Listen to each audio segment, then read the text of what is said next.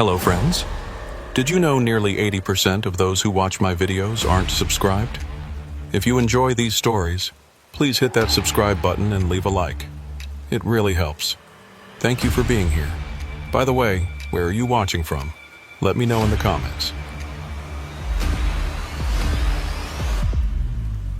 My name is Ethan Briggs. I've been a truck driver for 22 years and have worked around Colorado for the last 14. People ask me why I still do this job, why I don't look for something easier. My answer is always the same. You either know Colorado or you don't. If you know it, nowhere else will satisfy you. If you don't, you won't last long here. That night, Thursday, January 14th, I left Grand Junction at exactly 9:47 p.m. My load was gear parts to be delivered to a warehouse in Denver, nothing special. It was a routine job I'd done hundreds of times before. Cole, the dispatcher I'd been working with for 6 years, had called me that afternoon and given me the job. "Ethan, I have a job for you in Denver. You need to be there by 6 a.m. tomorrow." "What's the pay?" "Standard, but I-70 is cleared tonight. No closures, no delays, it should be smooth sailing." I'd checked the weather myself before leaving. Clear skies, temperatures hovering around 20 degrees. The mountain passes were open, recently plowed. It looked like one of those rare winter nights where everything just works in your favor. I should have known better. I'd been running I-70 through the Rockies since 2011, back when I first moved to Colorado from Nebraska. Those first few months taught me everything I needed to know about respect. Respect for the mountains, respect for the weather, respect for the road itself. I'd seen trucks jackknifed on Vail Pass, seen semis abandoned in snowdrifts on Loveland, seen accidents that closed the entire interstate for 12 hours. The mountains don't care how experienced you are or how good your equipment is. They'll humble you the moment you forget that. My rig that night was a 2019 Freightliner Cascadia, navy blue, with just under 340,000 miles on it. I'd been driving her for 3 years, knew every quirk and rattle. The engine had a slight tick when it was cold.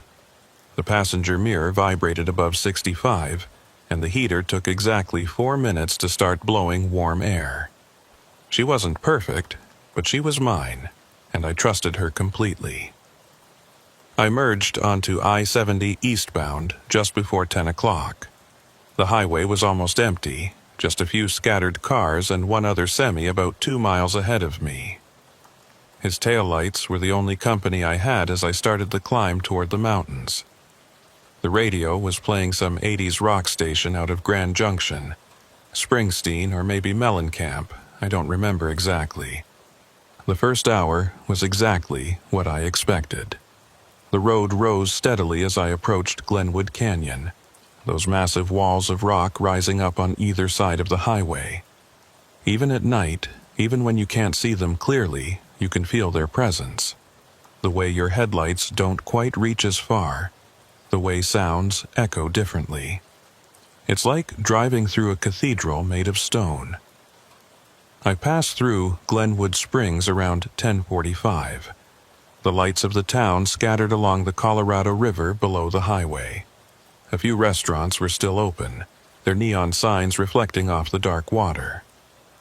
I thought about stopping for coffee but decided against it. I had a full thermos and Cole was right. The road was running clean. No reason to add extra time. The other semi I'd been following turned off at the Glenwood exit. I watched his taillights disappear down the ramp, and then I was alone. Completely alone. The highway stretched ahead of me, empty and dark, the white lines disappearing into the distance like a film reel running in reverse. That's when I noticed the first strange thing. It was small, barely worth mentioning, but it stuck in my mind. My odometer read 178,432 miles. I'd glanced at it when I left Grand Junction, 178,391. That meant I'd driven 41 miles. but according to my GPS, I'd only covered 38, 3 miles off. I figured it was nothing. GPS isn't perfect in the mountains, especially in the canyons where the signal bounces around. The odometer could be slightly off too, or maybe I'd misread it back in Grand Junction. I adjusted my grip on the wheel and kept driving. The highway continued to climb. I passed the exit for Carbondale, then Basalt. The temperature gauge on my dashboard showed 19 degrees outside. Cold, but nothing unusual for January in the high country. I could see my breath when I exhaled, little clouds of vapor that disappeared in the glow of the instrument panel. Around 11:20, I started the real ascent toward Vail Pass. This is where the highway gets serious, where it stops being just a road and becomes something else entirely. The grade steepens, the curves tighten, and you're suddenly very aware that you're driving a 40-ton vehicle up the side of a mountain at 11,000 feet. I downshifted, feeling the engine brake and gauge. The Cascadia handled it well, like she always did. I'd learned a long time ago that you don't fight the grade. You work with it, let the truck find its rhythm. Too many rookies try to power up these passes, and that's when things go wrong. Overheated brakes, burned-out engines, trucks rolling backward into guardrails. The rock walls on either side of the highway started to close in. This section of I-70, between Glenwood and Vail, is some of the most dramatic terrain you'll find on any interstate in America. Sheer cliffs dropping hundreds of feet, tunnels blasted through solid rock. The highway itself carved into the mountainside like a scar. During the day, it's beautiful. At night, it's something else entirely. I entered the first tunnel, the Hanging Lake Tunnel, I think, and the sound of my engine immediately changed, becoming louder and more hollow. The walls of the tunnel reflected my headlights back at me, creating strange shadows that seemed to move independently.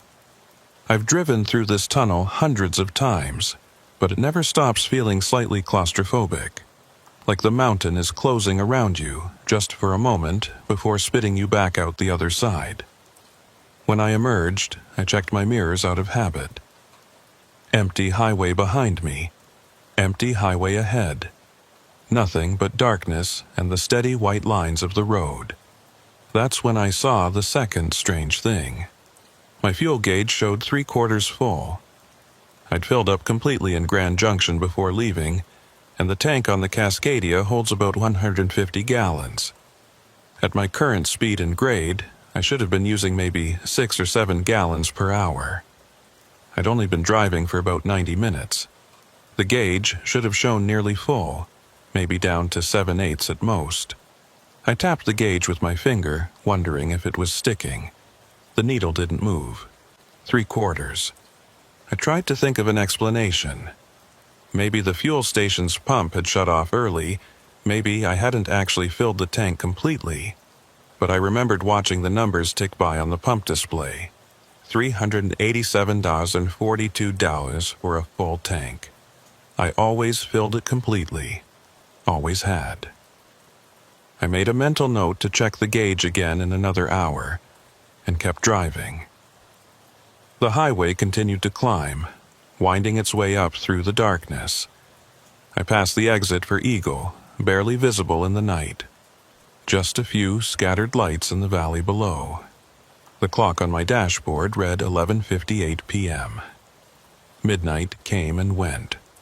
I was approaching the summit of Vail Pass now, 10,600 feet above sea level. The air was thinner up here, and I could feel it in the way the engine worked slightly harder, the way my own breathing changed when I inhaled. Your body knows when it's this high up, even if your brain doesn't consciously register it. The pass itself was clear. The road crews had done their job well. No ice, no snow, just clean pavement disappearing into my headlights. I should have been grateful. Instead, I felt a growing unease I couldn't quite explain. Something felt off about the night, about the road, about the complete and total absence of any other vehicles.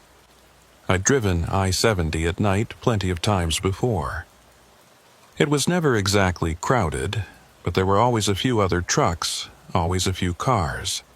People driving to Denver, people heading to the ski resorts, road crews working overnight, state patrol making their rounds. But tonight there was nothing. Just me and the road, and the darkness pressing in from all sides. I crested the summit and started the descent toward Vail. The highway widened here, the grade easing slightly. In the distance, I could see the lights of Vail Village, that expensive ski resort where people paid thousands of dollars to slide down mountains for fun. The lights looked warm and inviting, a small constellation of civilization in the vast darkness. But I wasn't stopping in Vail. My route took me straight through, down the pass, and on toward the Eisenhower Tunnel and eventually Denver. I watched the lights of Vail approach, then pass by on my right. The exit ramps came and went. I stayed on I-70, maintaining my speed, following the white lines that seemed to glow slightly in my headlights. That's when I noticed the third strange thing, and this one I couldn't explain away.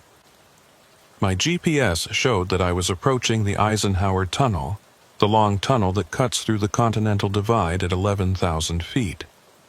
According to the GPS, I was about 15 miles away, maybe 20 minutes at my current speed.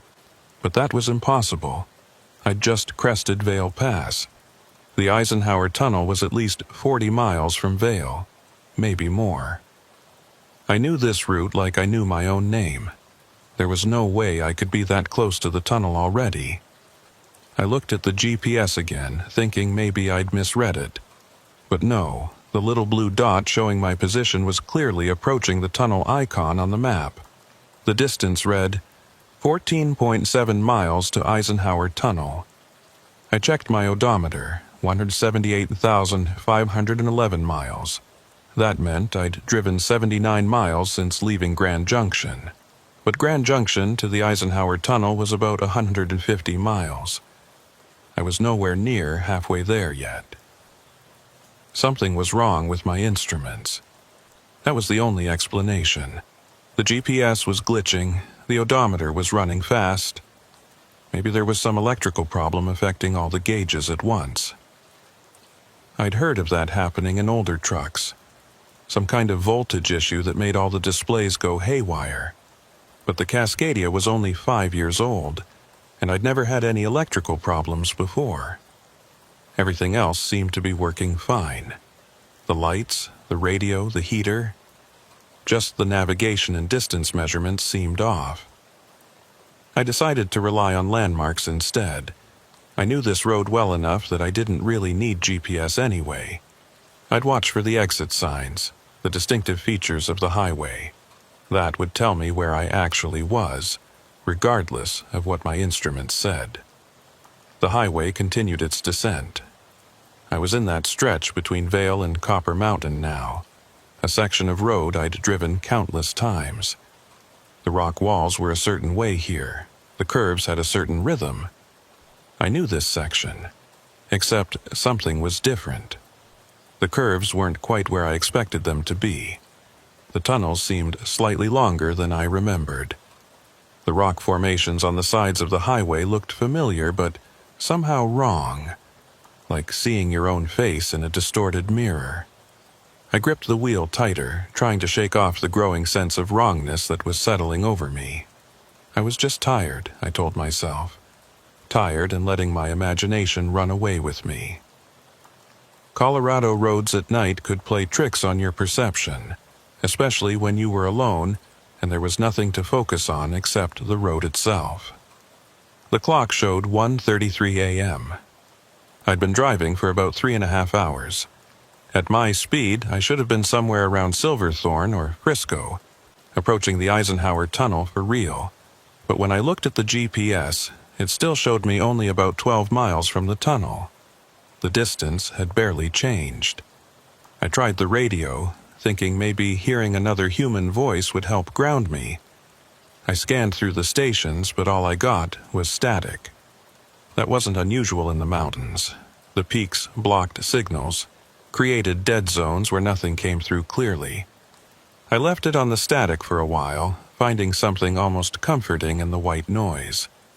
Then, cutting through the static, I heard a voice. Just for a moment, just a few words. Still climbing. And then it was gone, swallowed back into the hiss and crackle. I scanned back to that frequency, but there was nothing. Just static. I tried other stations, but they were all dead.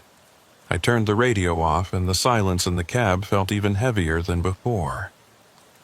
The highway continued. I recognized the exit for Copper Mountain, or at least I thought I did. The sign looked right, the ramp curved away to the right the way it should, but something about the spacing seemed off, like it had appeared slightly earlier than I expected, or slightly later. I couldn't tell which. I checked my fuel gauge again, half full. That was impossible. I'd only been driving for a few hours. Even climbing through the mountains, the Cascadia shouldn't be using fuel that fast. I was burning through my tank at double or triple the normal rate. Or maybe I wasn't. Maybe the gauge was just broken, showing me random numbers that had nothing to do with my actual fuel level. I thought about stopping, checking the tank manually with a dipstick. But where would I stop? The highway stretched on, empty and dark, with no rest areas in sight. I realized I hadn't seen a rest area since I'd left Grand Junction. There should have been at least 2 by now, maybe 3. Places where truckers pulled off to sleep, where families stopped to let their kids run around. But every exit I'd passed had been just that. An exit leading to some town or resort I couldn't see in the darkness. No rest areas, no truck stops, nothing. The clock showed 2:01 a.m. I'd been driving for about 4 hours, which meant I should be getting close to Denver, but my GPS, still glitching, still wrong, showed me only 8 miles from the Eisenhower Tunnel. The little blue dot had barely moved on the screen. I started to feel a tightness in my chest, a growing panic that I forced myself to breathe through. I was fine. The truck was fine. I was just experiencing some kind of instrument malfunction, that's all. I'd get through the Eisenhower Tunnel, and once I was on the other side, descending toward Denver, everything would make sense again. The highway rose again. I was climbing, shifting down, the engine brake engaging with its familiar growl. This must be the approach to the tunnel, I thought. The road climbed steeply just before the tunnel, winding its way up to 11,000 feet. I'd be there soon, except I'd been thinking that for the last hour. I'd been approaching the tunnel, getting close to the tunnel, almost at the tunnel, for what felt like forever. And yet it never appeared. Just more highway, more rock walls, more darkness pressing in from all sides. I checked my odometer. 178,724 miles. That meant I'd driven 233 miles since leaving Grand Junction. But I still hadn't reached the tunnel. That was impossible. Even if I'd somehow taken a wrong turn, even if I'd exited the highway without realizing it, there was no way I could have driven that far without passing through the tunnel or ending up somewhere else entirely. The fuel gauge showed a quarter tank. At this rate, I'd run out of fuel before I reached Denver. I'd run out of fuel before I reached anywhere. I'd just stop, here in the darkness, with the mountains rising around me and no one else on the road to help. I thought about turning around, just doing a U-turn on the highway and heading back the way I'd come, but something stopped me. The thought of turning around, of driving back through all that darkness I'd already passed, felt worse somehow than continuing forward. At least forward felt like progress, even if I had no idea where I was actually going. The clock showed 2:47 a.m. I'd been driving for 5 hours. 5 hours, and I still hadn't reached a tunnel that should have been 45 minutes from Vail. 5 hours, and my fuel was nearly gone. 5 hours, and I hadn't seen another vehicle, another person, another sign of human life except for the occasional exit ramp disappearing into darkness. That's when I saw the headlights behind me. Just a flash in my mirror, there and then gone. I stared at the mirror, watching. waiting for them to appear again. Nothing. Just darkness. But I'd seen them. I was sure I'd seen them. 2 headlights maybe half a mile back appearing around a curve and then vanishing. Another truck, a car, something else? I watched the mirror for the next 10 minutes, but the lights never reappeared. Whatever I'd seen was gone, or had never been there at all. A reflection, maybe, a trick of the light, my own headlights bouncing off a sign or a guardrail in just the right way to create the illusion of another vehicle. The highway continued to climb. I was still ascending, still working my way up some endless grade that seemed to have no summit. The engine temperature was fine, the oil pressure normal. Everything mechanical was working perfectly. It was only the measurements that were wrong. The odometer, the fuel gauge, the GPS, the clock that seemed to be moving too fast or too slow. I couldn't tell which. I tried my cell phone thinking maybe I could call someone. Cole, the dispatcher.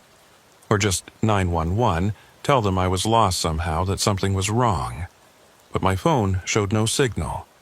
Not one bar, not even that little searching indicator. Just nothing. As if the phone couldn't even detect that cell towers existed. The clock showed 3:15 a.m., then 3:16, then 3:17. I watched the numbers change, counting the seconds in my head, trying to determine if time was moving at the correct speed.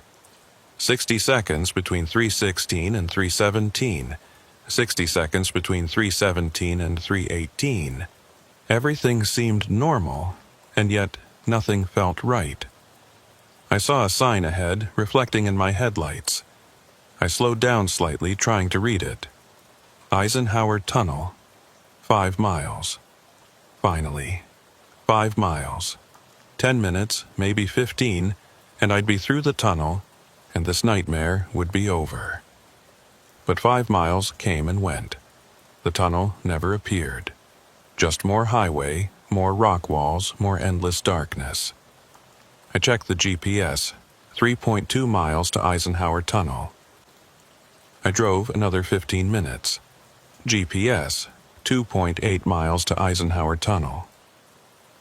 The distance was barely changing, or I was barely moving, or the tunnel itself was moving, staying always just out of reach, like the horizon line that recedes as you walk toward it.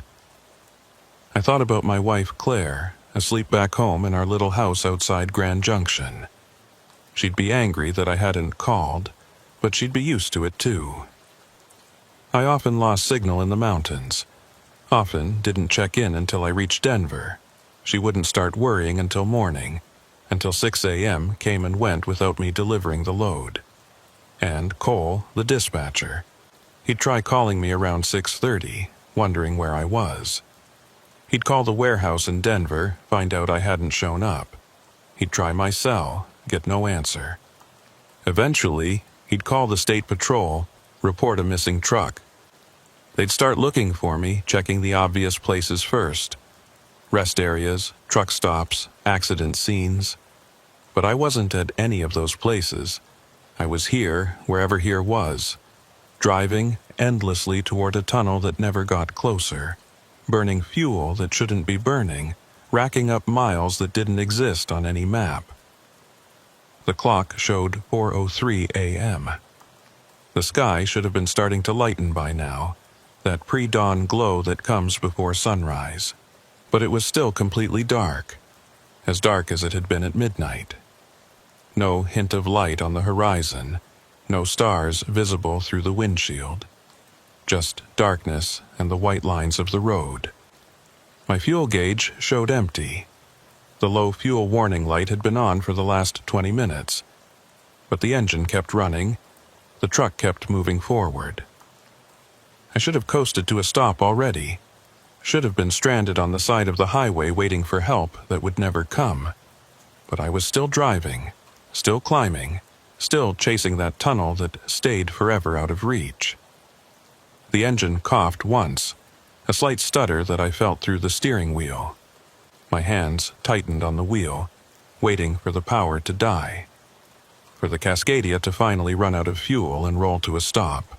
But the cough passed, and the engine kept running, steady and strong despite what the fuel gauge was telling me. I'd been driving for what felt like 6 hours, maybe 7. The clock showed 4:41 a.m., which meant it had only been about 7 hours since I'd left Grand Junction. But it felt longer. Time had taken on a strange quality, stretching and compressing in ways I couldn't quite track. Minutes felt like hours, and then hours would pass in what seemed like moments. The highway had been climbing steadily for most of the night. At first, I'd thought I was approaching the Eisenhower Tunnel, but now I wasn't sure. The grade didn't feel right for that approach. It was too consistent, too unvarying. The real road climbed in stages, with plateaus and dips, sections where you'd get a brief respite before the next ascent. This was just one continuous climb, as if I was driving up the side of a mountain that had no peak. I'd stopped checking the GPS about an hour ago. The numbers had stopped making any sense. 1 minute it would show me 2 miles from the tunnel, the next it would show 5, then back to 3.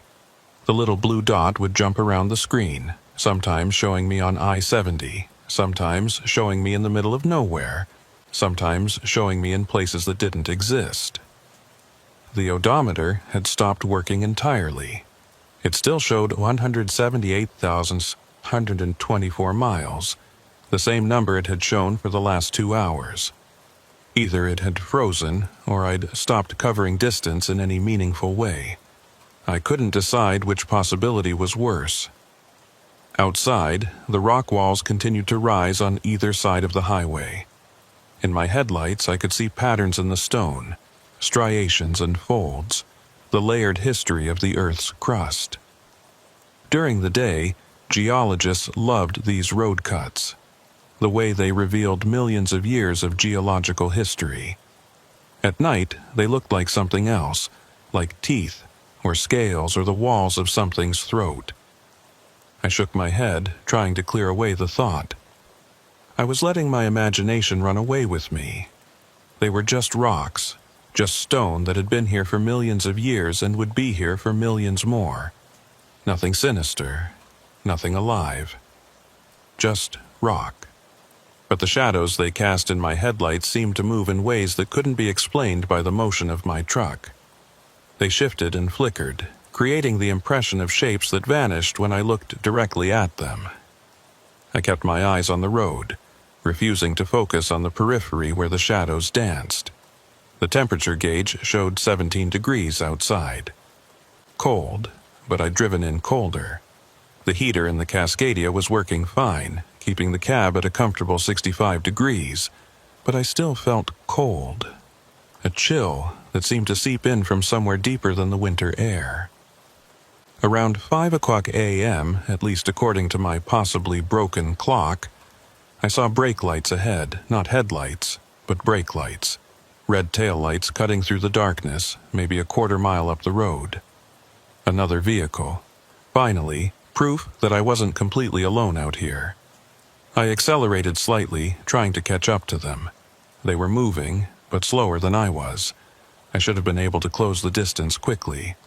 But no matter how much I accelerated, the lights stayed the same distance ahead. A quarter mile, maybe less. Close enough to see clearly, too far away to identify what kind of vehicle it was. I tried flashing my high beams, the trucker's signal for "I'm here, I see you." The taillights didn't respond. They just kept moving at that same steady pace, maintaining that constant distance ahead of me. I pressed harder on the accelerator. The Cascadia's engine roared in response, the speedometer climbing to 60, then 65. Too fast for this grade, too fast for these curves. But I needed to catch those lights, needed to see another person, needed proof that this was all just some strange malfunction, and not something worse. The lights stayed ahead of me. Same distance. As if they were matching my speed exactly, staying just out of reach. I backed off the accelerator, slowing down to 50. The lights should have pulled away from me. Instead, they slowed too, maintaining that quarter-mile gap. I hit the brakes, bringing the Cascadia to a complete stop in the middle of the highway. If this was another truck, if this was a real vehicle, it would either stop too, or it would continue on and disappear around the next curve. Either way, I'd know. The taillights stopped. I could see them clearly in the distance, 2 red points of light in the darkness, unmoving, waiting.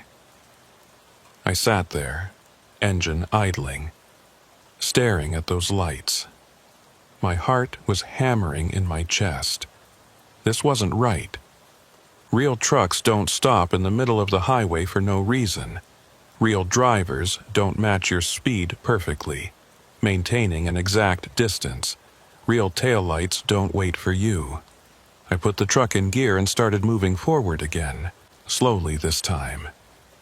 The lights started moving too, accelerating at exactly the same rate I was. We were synchronized, 2 vehicles moving in perfect unison through the darkness. I thought about my CB radio. I'd barely used it all night. There'd been no one to talk to. But if this was another trucker, maybe I could reach them on the CB. Channel 19 was the standard highway channel, the one everyone monitored. I reached for the CB handset and keyed the mic. Breaker 19, this is Ethan Briggs in the blue Freightliner. I'm seeing your taillights ahead of me on I-70 eastbound. You copy? Static. I released the mic and waited. Nothing but the hiss and crackle of dead air. I tried again. This is the blue Freightliner, calling the vehicle ahead of me on I-70. Please respond if you can hear me. More static. And then, cutting through the noise, a voice. Distorted, broken up, but definitely a voice. Still climbing, never stops, the same words I'd heard on the radio earlier. Or similar words, I couldn't be sure. Say again? I said into the mic. I didn't copy that. Please repeat. The voice came back, clearer this time, but still fragmented. Been driving for... how long? Can't remember. The hair on the back of my neck stood up. The voice sounded strained, exhausted, almost desperate. And something about it was familiar, though I couldn't place why. What's your 20? I asked, using trucker slang for location. Where are you? Don't know. Been on this road. Days, hours, can't tell anymore. I stared at the taillights ahead of me. Are you the truck in front of me? The one with the red taillights?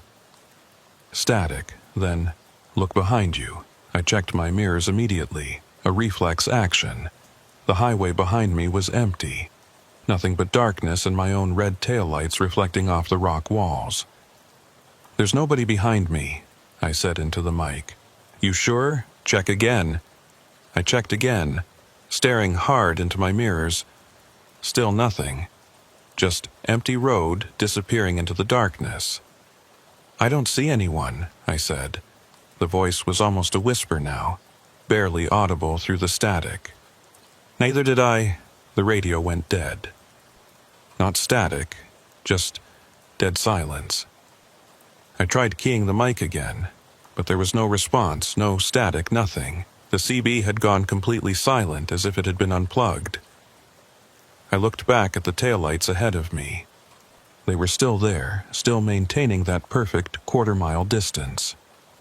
I wanted to believe they were real, that they belonged to another truck with another driver who was just as confused and lost as I was. But that voice on the radio, I tried to convince myself it had been a different truck, somewhere else on I-70, their transmission somehow bouncing around the mountains and reaching my radio by chance. But I couldn't make myself believe it. Something about that voice, about the exhaustion and fear in it, felt too close, too immediate. The highway continued to climb. I'd given up trying to understand the grade, trying to figure out where I actually was. I was somewhere in the Rockies, somewhere on I-70, and that was all I knew for certain.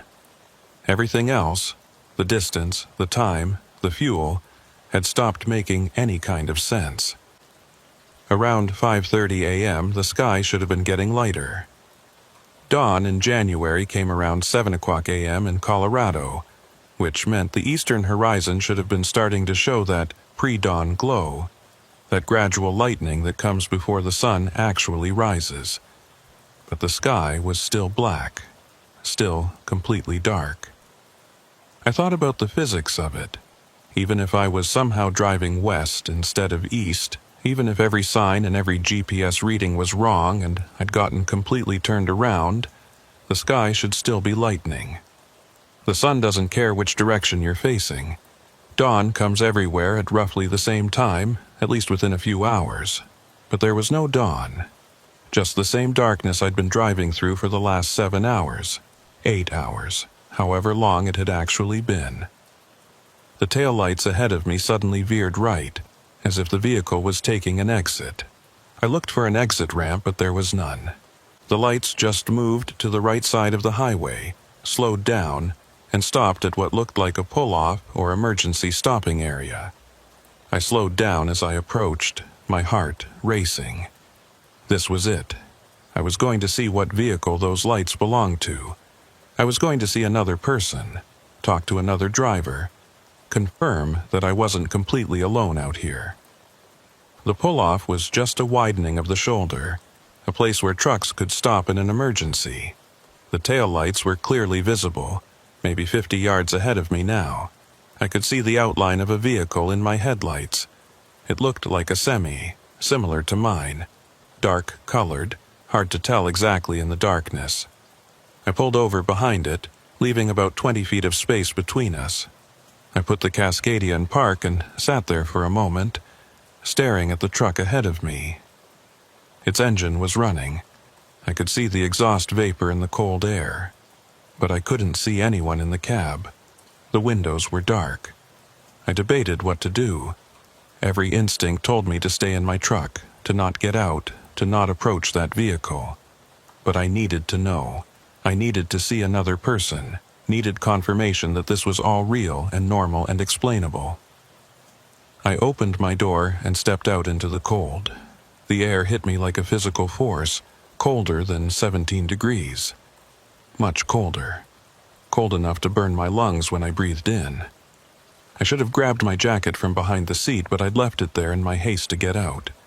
I walked toward the other truck, my boots crunching on the frozen ground. As I got closer, I could see it was indeed a semi, similar to my Freightliner but older, maybe from the early 2000s. The paint was faded, hard to tell what color it had originally been. The license plate was unreadable, covered in dirt or rust. "Hello?" I called out. My voice sounded strange in the still air, muffled somehow. "Anyone there?" No response. The truck's engine continued to idle, the exhaust creating small clouds in the frigid air. I walked around to the driver's side, approaching the door carefully. The window was dirty, hard to see through. I could make out the shape of the driver's seat, the steering wheel, the dash, but I couldn't see if anyone was inside. I reached up and knocked on the door. 3 sharp raps that echoed in the silence. Nothing. No movement, no response. I tried the door handle, expecting it to be locked. It wasn't. The door opened with a rusty creak, and warm air spilled out from the cab. The truck was empty. No driver, no logbook, no personal items. Just an empty cab with the engine running and the heater going. The keys were in the ignition. The radio was on, but silent, showing channel 19 on the display. I climbed up into the cab, trying to find some clue about who this truck belonged to, where they'd gone, why it was here. The glove box was empty. The sleeper berth behind the seats was empty too. No bedding, no clothes, nothing. It was as if someone had stripped the truck of everything personal before abandoning it here. I checked the odometer. 247,191 miles. The fuel gauge showed empty, the low fuel warning light glowing orange. But the engine was running, just like mine had kept running despite having no fuel. I climbed back down and walked around the truck, looking for any other clues. The trailer was empty too, the doors hanging open. No cargo, no identification marks, nothing to indicate what this truck had been hauling or where it had been going. That's when I noticed the tracks in the thin layer of frost on the ground. Footprints leading away from the driver's side door. They headed off into the darkness, perpendicular to the highway, toward the rock wall that rose up on the north side of the road. I followed them with my eyes as far as I could see. They went about 20 feet, maybe 30, and then just stopped. Not at the rock wall, not at any obstacle. They just ended, as if whoever had made them had simply vanished mid-step. I stood there, staring at those truncated footprints, feeling my heart hammer in my chest. This wasn't right. None of this was right. Trucks don't just appear on the highway with their engines running and no drivers. People don't leave footprints that end in the middle of nowhere. I walked back to my Cascadia quickly, no longer caring about investigating, no longer wanting to know. I just wanted to be back in my truck, moving forward, getting away from this place. I climbed into my cab and locked the door behind me. A useless gesture, but one that made me feel slightly safer. I put the truck in gear and pulled back onto the highway, watching the abandoned semi disappear in my mirrors. The taillights were back ahead of me. Same distance, same position. As if they'd never stopped, as if the whole encounter with the abandoned truck had never happened. But I'd seen it, I'd touched it. It had been real. I drove in silence for the next hour. No radio, no CB, nothing but the sound of my engine and the whisper of my tires on the pavement. The taillights stayed ahead of me, constant and unwavering.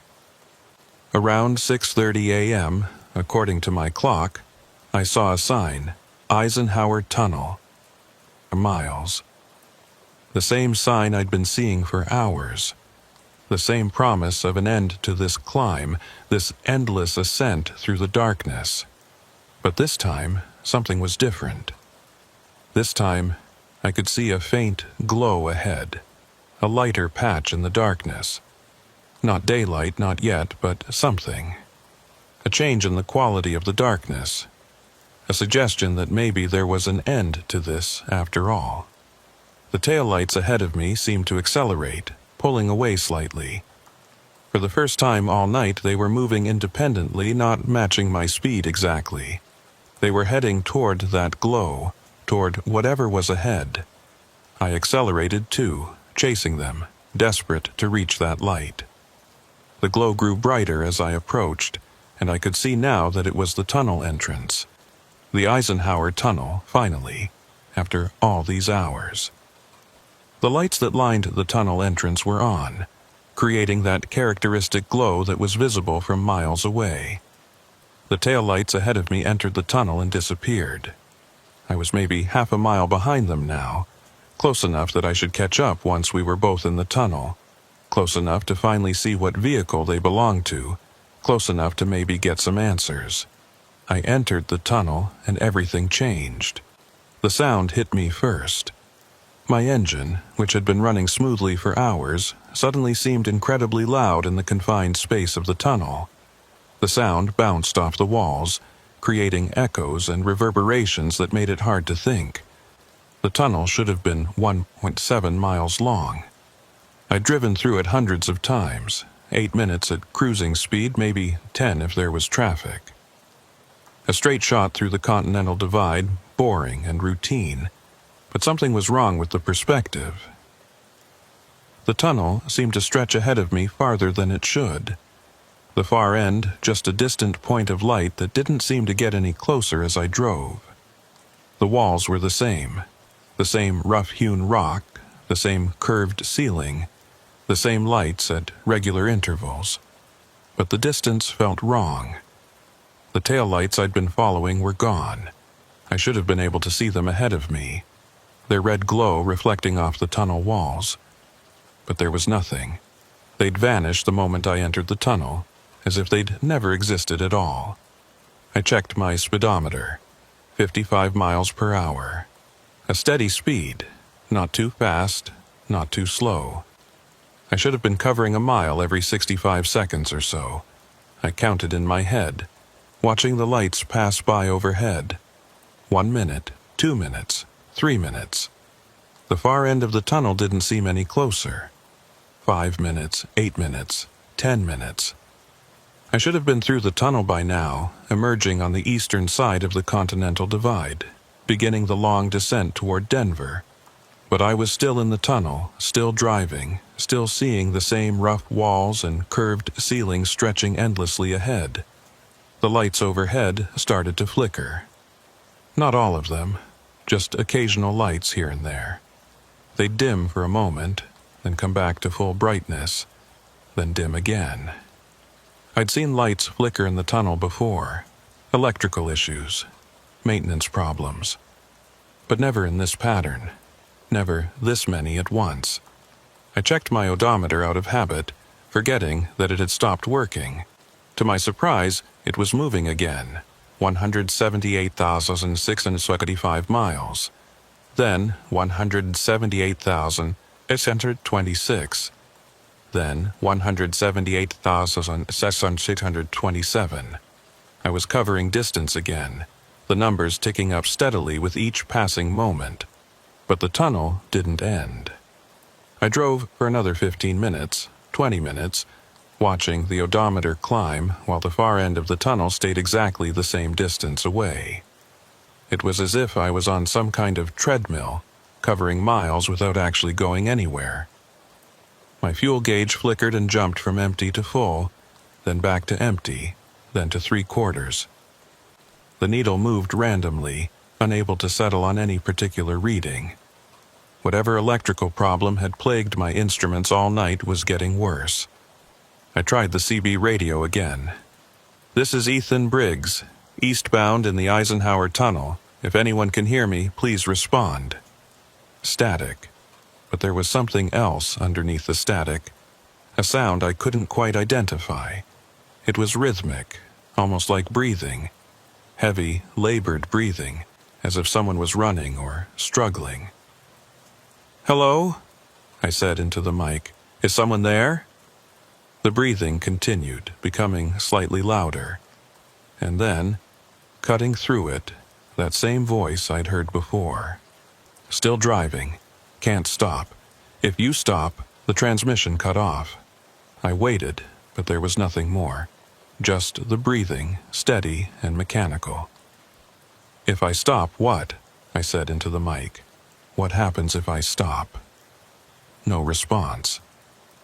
The breathing faded back into the static, and then the static itself faded into silence. The CB was dead again. I looked at the tunnel walls. In the flickering light, I started to notice patterns I hadn't seen before. The rock wasn't just random stone. There were shapes in it, almost like carvings. Not man-made carvings, nothing deliberate. Just natural formations that happened to look like faces or hands, or other shapes that my brain tried to interpret as meaningful. I forced myself to look away, to focus on the road ahead. Pareidolia, that's all it was. The human tendency to see faces and patterns in random shapes. I was tired, stressed, probably hallucinating from exhaustion. The shapes in the rock weren't real, but I kept seeing them in my peripheral vision. Faces in the stone, watching me pass. Hands reaching out from the walls. Shapes that moved when I wasn't looking directly at them. Freezing back into static rock formations when I turned my head. The temperature gauge on my dashboard started to climb. 80 degrees. 90 degrees. The engine was overheating, even though the cooling system had been working fine all night. I watched the gauge rise toward the red zone, toward the point where I'd have to stop or risk destroying the engine. I couldn't stop. Some instinct, some deep survival sense told me that stopping in this tunnel would be the worst possible thing I could do. I had to keep moving, had to keep driving, had to reach the far end no matter what. The temperature gauge hit the red zone. The engine should have been seizing up, should have been destroying itself from the heat, but it kept running, smooth and steady, as if the gauge was lying or the laws of thermodynamics had temporarily suspended themselves. I saw movement in my passenger side mirror, just a flicker, barely visible in the dim light. I looked at the mirror directly, but there was nothing there, just the tunnel wall sliding past, the same as on the driver's side. But I'd seen something, I was sure of it. A shape, a figure, something moving in the tunnel behind me. I stared at the mirror, watching, waiting for it to appear again. There, another flicker of movement. This time, I saw it clearly enough to make out details. It was tall, much taller than a person, and it was moving along the tunnel wall, not walking, moving in some other way, sliding or flowing, keeping pace with my truck. I accelerated, pushing the Cascadia up to 60, then 65. The shape in the mirror accelerated too, maintaining the same relative position. It was keeping up with me effortlessly despite the fact that I was driving at highway speed. I focused on the road ahead, refusing to look at the mirror. Whatever was back there, I didn't want to see it. I didn't want to know what it was or how it was moving. I just wanted to get through this tunnel and back into the open air. The lights overhead flickered more rapidly now, creating a strobe effect that made it hard to judge distance and speed. In the flickering darkness, the tunnel seemed to pulse, the walls moving closer and then farther away, as if the tunnel itself was breathing. My clock showed 7:14 a.m. I'd been in the tunnel for over half an hour. At my current speed, I should have driven through it multiple times over. I should have been 30 miles past the tunnel, well on my way to Denver.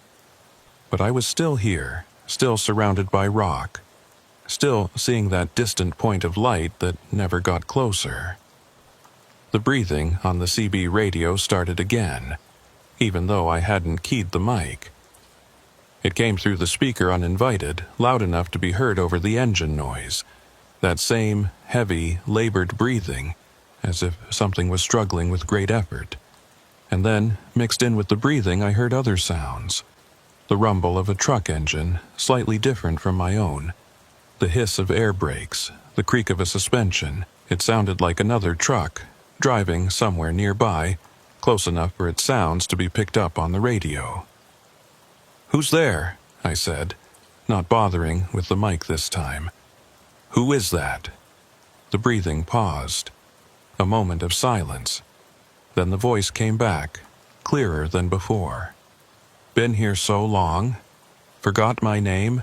Forgot where I was going? Where are you?" I asked. "In the tunnel. Always in the tunnel. Can't find the end. The Eisenhower Tunnel?" A sound that might have been a laugh. Bitter and hollow. Thought so at first. Not sure anymore. Might be a different tunnel. Might be all tunnels.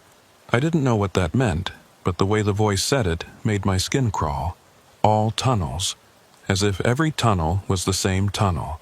As if I-70 through the Rockies had somehow merged with every other tunnel in the world, creating a vast underground network that led nowhere. "How long have you been driving?" I asked. "Don't know, days, weeks, stopped counting. That's impossible. You'd run out of fuel, you'd have to sleep, Fuel gauge still shows empty. Been showing empty for, can't remember, but the engine keeps running, always keeps running." I looked at my own fuel gauge. It was still jumping erratically between empty and full, unable to settle on any reading. Just like the voice described, just like my own experience for the last several hours. "What's your name?" I asked, though I already suspected I didn't want to know the answer. Static, a long pause. Then, "Told you. Forgot my name. Forgot everything except the road. The tunnel, the lights that never end. There has to be a way out," I said. more to convince myself than to help whoever was on the other end of the radio. The tunnel has to end somewhere. That's what I thought. Kept driving, kept believing, but it never ends, just keeps going. And you keep driving because you can't stop. Why can't you stop? The voice went quiet. The breathing continued, but there were no more words. I waited, but the speaker remained silent, except for that rhythmic, mechanical breathing. I looked at the road ahead. The far end of the tunnel was still there, still that same distance away. I'd been driving for nearly 40 minutes now, covering what should have been dozens of miles, and I was no closer to the exit than when I'd entered. The shape in my mirror was back. I could see it more clearly now in the strobing lights. It was humanoid but wrong, too tall and too thin, with limbs that bent at angles that human limbs shouldn't bend. It moved along the tunnel wall like a spider, keeping pace with my truck, staying just at the edge of visibility. I tried to convince myself it wasn't real. Exhaustion, hallucination, that's all it was. I'd been driving for too long, under too much stress. My brain was creating images, seeing things that weren't there. If I could just make it through the tunnel, if I could just get back into open air, it would disappear. The tunnel started to narrow, not much, just enough to be noticeable. The walls were closing in slowly, making the space feel more confined. I checked the width of my truck, making sure I still had clearance on both sides. I did, but the margin was shrinking. Or maybe I was imagining that too. Maybe the tunnel was the same width it had always been, and my perception was just distorted by the flickering lights and the hours of driving through darkness. My clock showed 7:52 a.m. The sun should have been up by now. When I emerged from the tunnel, if I emerged from the tunnel, it should be full daylight. But I had a feeling, a certainty I couldn't explain, that it would still be dark, that the sun had stopped rising, or had never existed, or was simply somewhere else, somewhere I couldn't reach. The voice on the CB came back one more time, barely a whisper. See you soon. We all meet eventually. Everyone who enters meets where? I asked. Meets who? You'll see. Just keep driving. Can't stop now. Almost there. Almost where? But the voice was gone, replaced by silence. Not even static this time, just absolute silence. As if the radio had been disconnected from reality itself. The tunnel lights started to go out. Not flickering now, but actually going out, one by one, starting from behind me and moving forward. Darkness was chasing me, swallowing the tunnel section by section. I could see it in my mirrors, see the lights winking out in sequence, getting closer. I pressed the accelerator to the floor. The Cascadia surged forward, the engine roaring in protest. 70 miles per hour. 80. Too fast for a tunnel, dangerously fast. But I couldn't let that darkness catch me. Some instinct screamed at me that if the darkness caught up to my truck, if those lights went out while I was still in their section of tunnel, something terrible would happen. The darkness gained on me. The lights were going out faster than I could drive, the wave of blackness rushing toward me like a flood. I could see it in my mirrors, an absolute darkness that seemed to swallow even the reflections, as if it was consuming light itself. 90 miles per hour. The steering wheel shook in my hands. The engine temperature gauge was pinned in the red zone, but I couldn't slow down. The darkness was 50 yards behind me, 40 yards, 30, and then I saw it. The end of the tunnel rushing toward me. Not the distant point of light I'd been seeing for the last hour, but the actual end, the exit, the outside world. It was right there, maybe 100 yards ahead, and I was going to make it. The darkness was 10 yards behind me. The last few lights in my section of tunnel were flickering, about to go out. I could feel the cold radiating from the darkness, could sense something in it, something aware and hungry and patient. I shot out of the tunnel at 95 miles per hour, the Cascadia barely under control. I immediately hit the brakes, the engine brakes screaming as I tried to slow down. I was on the eastern side of the Continental Divide, the highway stretching ahead of me in the pre-dawn darkness. Pre-dawn darkness. I looked at the sky, and my heart sank. It wasn't daylight. It wasn't 8 o'clock a.m. on a January morning. The sky was still completely dark, still showing no sign that the sun would ever rise. I'd made it through the tunnel, but I hadn't escaped anything. I was still here, still in this endless night, still driving toward something I couldn't name. And in my rearview mirror, I could see the tunnel entrance behind me. The lights inside were all back on, bright and steady, as if nothing had happened. As if the darkness had never chased me. As if I'd imagined the whole thing, but I could still feel the cold. It had followed me out of the tunnel, a chill that had nothing to do with the January temperature. It was inside my truck now, inside my bones, a cold that came from somewhere else, somewhere that the sun had never reached. I put the truck back in gear and kept driving. What else could I do? Behind me was the tunnel, ahead of me was the road. I had to keep moving forward. I had to believe that eventually, somewhere, this road would end. The highway descended now, dropping down from the Continental Divide toward what should have been the Denver Basin. I'd made this descent hundreds of times, knew every curve and grade. But in the darkness, with my instruments still malfunctioning and no other vehicles in sight, it felt like I was driving blind. My clock showed 8:23 a.m. Full daylight should have been blazing across the plains by now, the sun reflecting off the snow-covered peaks behind me. Instead, the darkness persisted, thick and absolute. Not the natural darkness of night, but something heavier, something that seemed to absorb my headlights rather than merely failing to reflect them. I tried my phone again, still no signal. I tried the CB. Silence. I tried the regular radio, scanning through every station. Nothing but static, except for one frequency, 107.9 FM, where I could hear something underneath the noise. Music, maybe, or voices. It was too distorted to tell, but there was definitely something there, something that rose and fell like human speech or melody. I left the radio on that station, letting the distorted sound fill the cab. It was better than silence, better than being alone with my thoughts. The odometer continued to climb. 178,744 miles.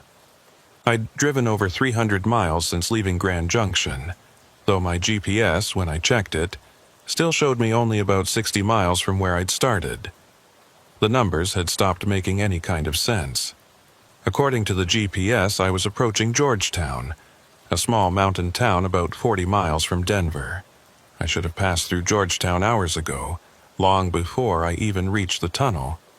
But the GPS insisted I was just arriving now, and sure enough, I saw lights ahead.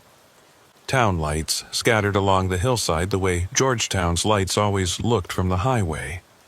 I should have driven past without stopping. Every instinct told me to keep moving, to not interact with whatever this place was. But my fuel gauge, currently showing 1/8 of a tank, reminded me that I had to stop eventually. Whether the gauge was accurate or not, whether my truck was running on fuel or something else entirely, I couldn't drive forever. I took the Georgetown exit. The off-ramp curved down and to the right, exactly the way I remembered. Everything looked normal. The road, the guardrails, the signs pointing toward the town. If I hadn't just spent the last 10 hours experiencing impossible things, I would have believed I was in the real Georgetown. The main street was empty.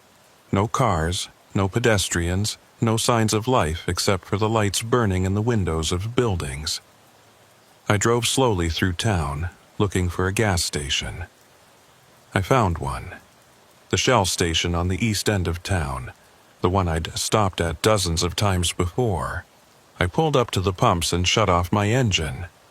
The sudden silence was overwhelming. I sat there for a moment, listening to the tick of cooling metal, the faint hum of the gas station's lights. Everything seemed normal. Quiet, but normal. I got out of my truck, and that's when I noticed the cold again. The same cold I'd felt coming out of the tunnel, that bone-deep chill that had nothing to do with temperature. It was worse here, stronger, as if Georgetown, or whatever this place was pretending to be, was the source of it. The gas station appeared to be open. The lights were on, and through the windows I could see the interior. Shelves of snacks and drinks, a counter with a register, everything you'd expect. But I didn't see anyone inside.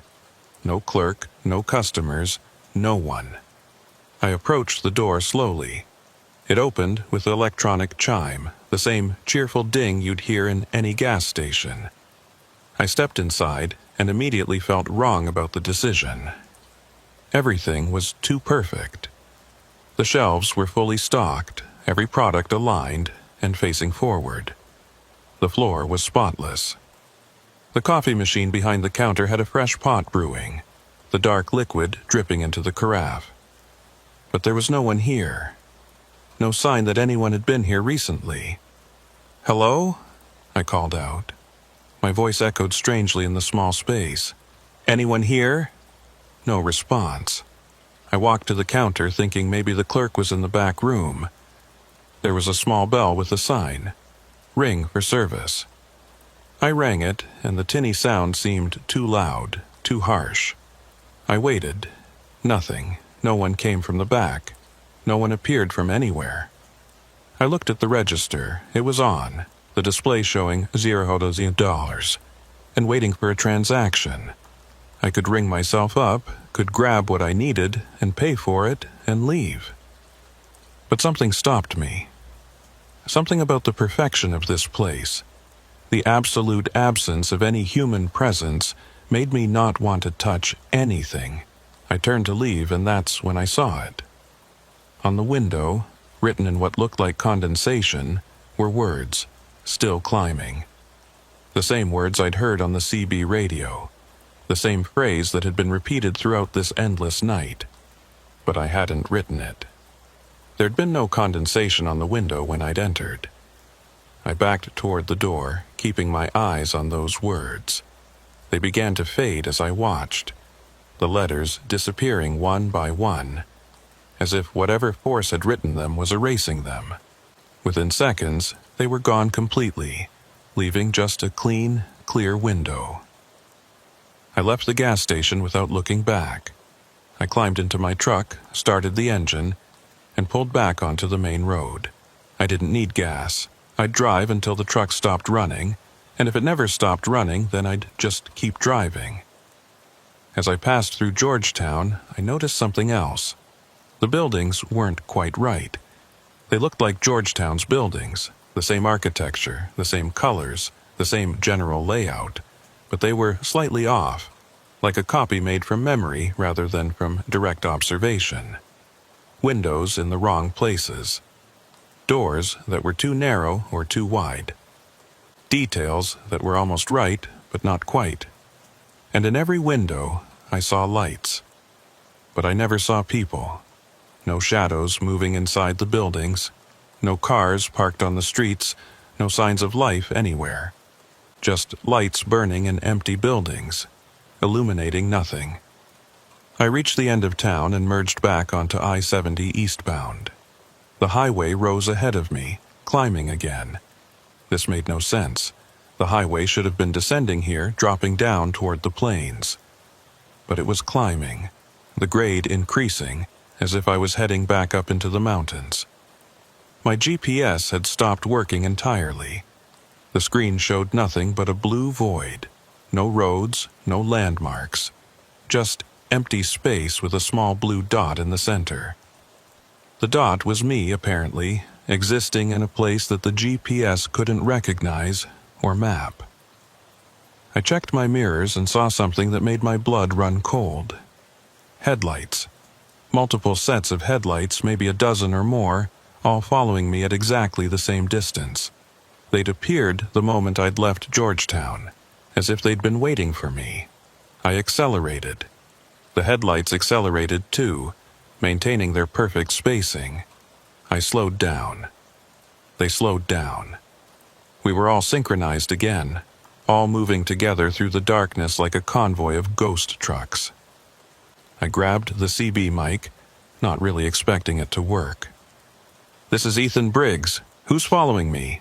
Identify yourselves." To my surprise, the speaker crackled to life. But it wasn't one voice that responded. It was many voices, all speaking at once, overlapping and interfering with each other. "Been driving for days. Can't find the end. Fuel gauge shows empty, but engine keeps running. Saw something in the tunnel. It followed me out. Can't stop if you stop. Still climbing, always climbing. Forgot my name, forgot my..." I released the mic button, cutting off the cacophony of voices.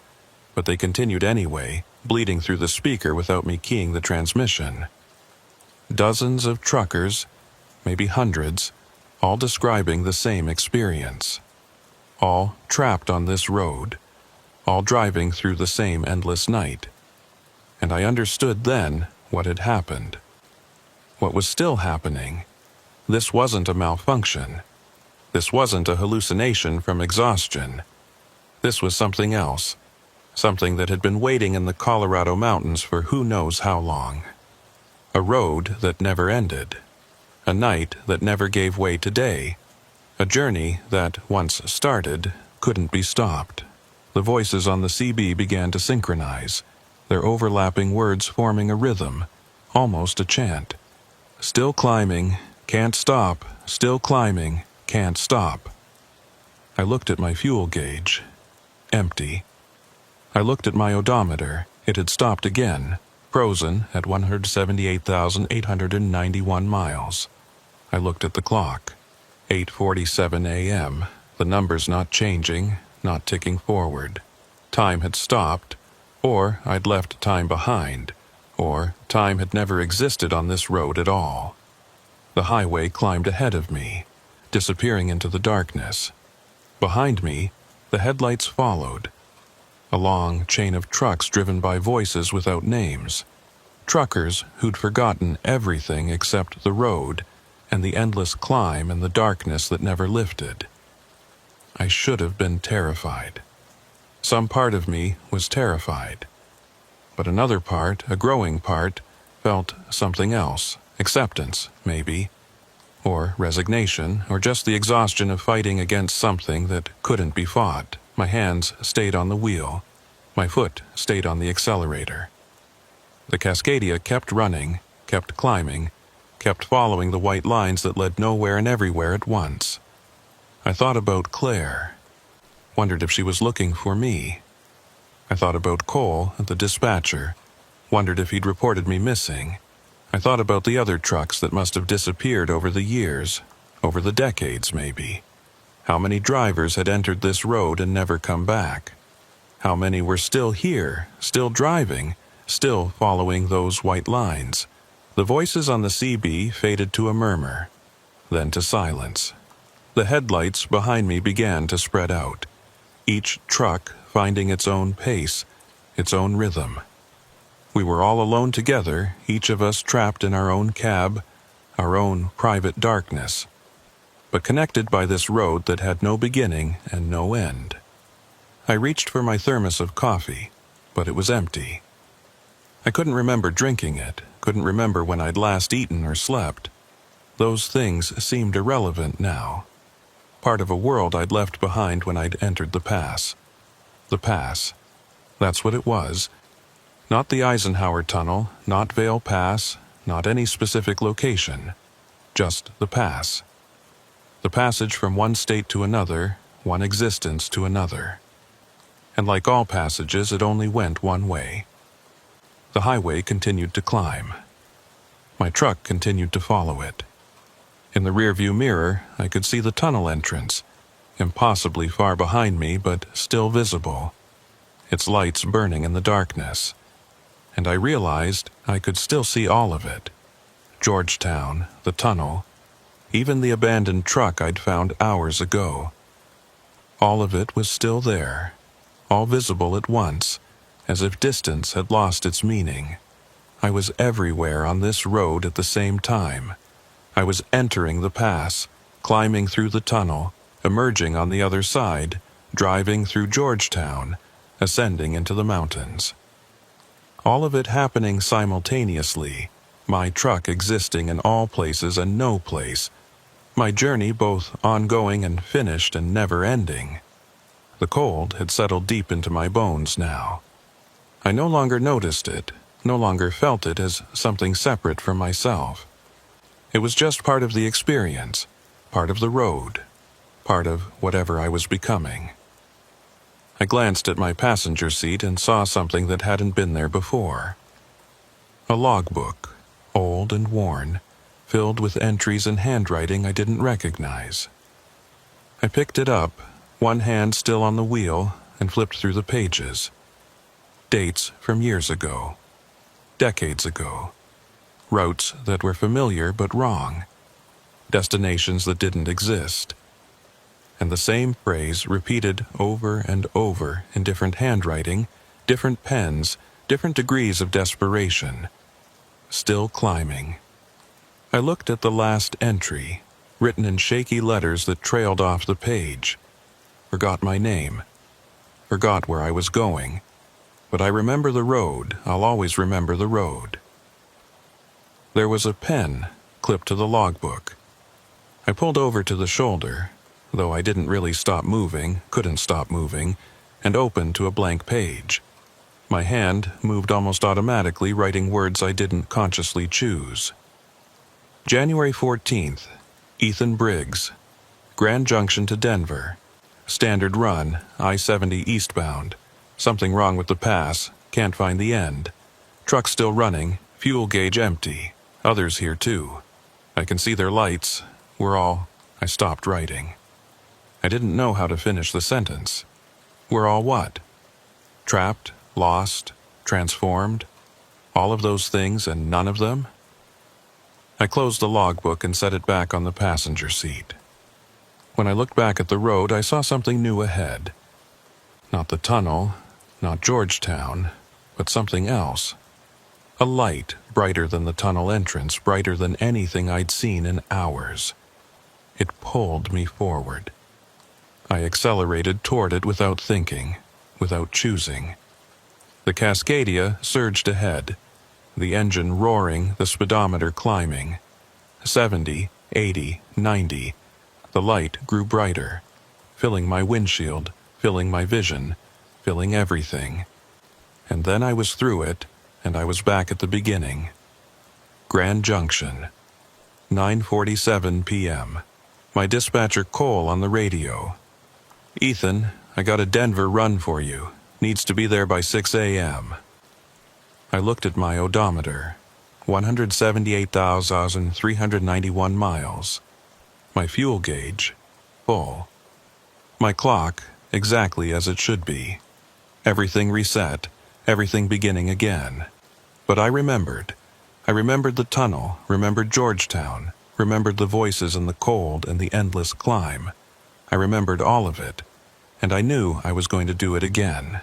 I was going to take the run, drive into the mountains, enter the pass.